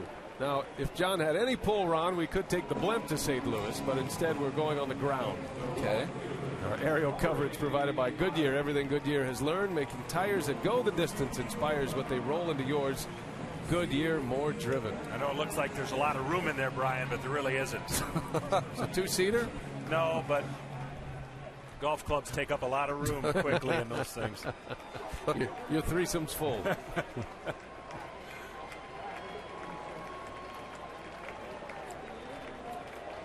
Well, with all of the intensity of last night's game 1, this hasn't had much to offer. Cardinals stretched it out early, had a 7-2 lead in the 5th inning. The Brewers had a threat going in the 5th. It was wiped out with a double play. Cardinals with 4 runs in the 7th. They added 1 in the 9th. And making it a laugher here in Milwaukee. Fly ball deep right. That is going to stay in the park. Chambers makes a catch. And that is that. The St. Louis Cardinals have come into Miller Park and picked up a big road win. And it's possible for the Cardinals not to have to return here. If they win the next 3 at home, they'll be moving on to the World Series. So the Cardinals get a Game 2 victory. And a 12-3 final score tonight. And Ron, you talked about it from the jump today. The offenses for these two teams, their signature all season. It was Braun and Fielder last night. You were looking for Albert Pujols. His manager was looking for him. He delivered in a big way tonight. Boy, he did, with a 4-hit game, a home run, 3 doubles. Drove in 5 runs. Just the kind of game you need from your superstars. You get into these games sometimes, you just want your best players to come up big and kind of carry you on your back, and that's what Pujols did tonight. Albert Pujols ties a career high in the postseason with 5 RBIs. Just a reminder, stay tuned for Inside MLB presented by Captain Morgan. Matt, Cal, Eck, and Boomer all standing by. They'll bring you highlights of today's games. Had a thriller in the American League Championship Series today with the Rangers and the Tigers. Plenty of post-game analysis from this one as well. And they're all standing by in our studios in Atlanta. The post-game show, Inside MLB, presented by Captain Morgan. Well, one of the things that you saw today from the pitching end, we talked about it in the beginning, and not too many mistakes did either pitcher get away with. Yeah. And there was too many mistakes early on against the crucial people, and sometimes it's the lack of pitching around somebody in this type lineup that could create some damage. And certainly, you know, John Jay, give him credit, got 3 hits, got on before Pujols, and Pujols delivered. Now we're staying on the air here, trying to deliver you an interview with Albert Pujols. Craig Sager is efforting that as Pujols comes up with a 4-hit game today, and the Cardinals the second most runs in their postseason history with 12 runs. And Albert was close to a 5-hit game, but it was started with a 2-run home run in the first inning. Pujols' first home run in his last 14 postseason games. He doubled in a pair in the 3rd inning, had an RBI double in the 5th inning, and then he capped it off with a double down the right field line in the 7th. That was a ground rule double. 10 total bases tonight for Albert Pujols. His best night in the postseason so far this year. Pujols a career high with 5 runs batted in. Well, the Brewers certainly have their questions in their pitching staff. Giovanni Gallardo has been terrific, but the others have not for the Milwaukee Brewers. And now they'll turn the ball over to Gallardo, who gets the matchup against Chris Carpenter for Game 3 on Wednesday. And a matchup of aces, John. Well, it's going to be a much different pitched game, and certainly I don't think you can expect a 1 or 2 run game with these lineups, but these two pitchers command the strike zone, have swing and miss stuff, and they will certainly keep the barrel of the bat not so much in play with where they throw their pitches. Well, we're being told we'll hear from Albert Pujols in our post-game show. It will not come out for our live broadcast, but you can bet we'll track him down in the clubhouse in just a moment here as we wrap it up from Milwaukee. The Cardinals 12-3 winners over the Milwaukee Brewers. Now be sure to tune in Wednesday on TBS for Game 3 of the Brewers and the Cardinals series. Coverage begins 7:30 p.m. Eastern with MLB On Deck, presented by Chrysler. For Ron Darling, John Smoltz, Craig Sager, and the rest of our crew, I'm Brian Anderson saying good night from Milwaukee, Wisconsin. TBS is your exclusive home for the National League Championship Series. Now stay tuned for Inside MLB, presented by Captain Morgan. Remember to drink responsibly.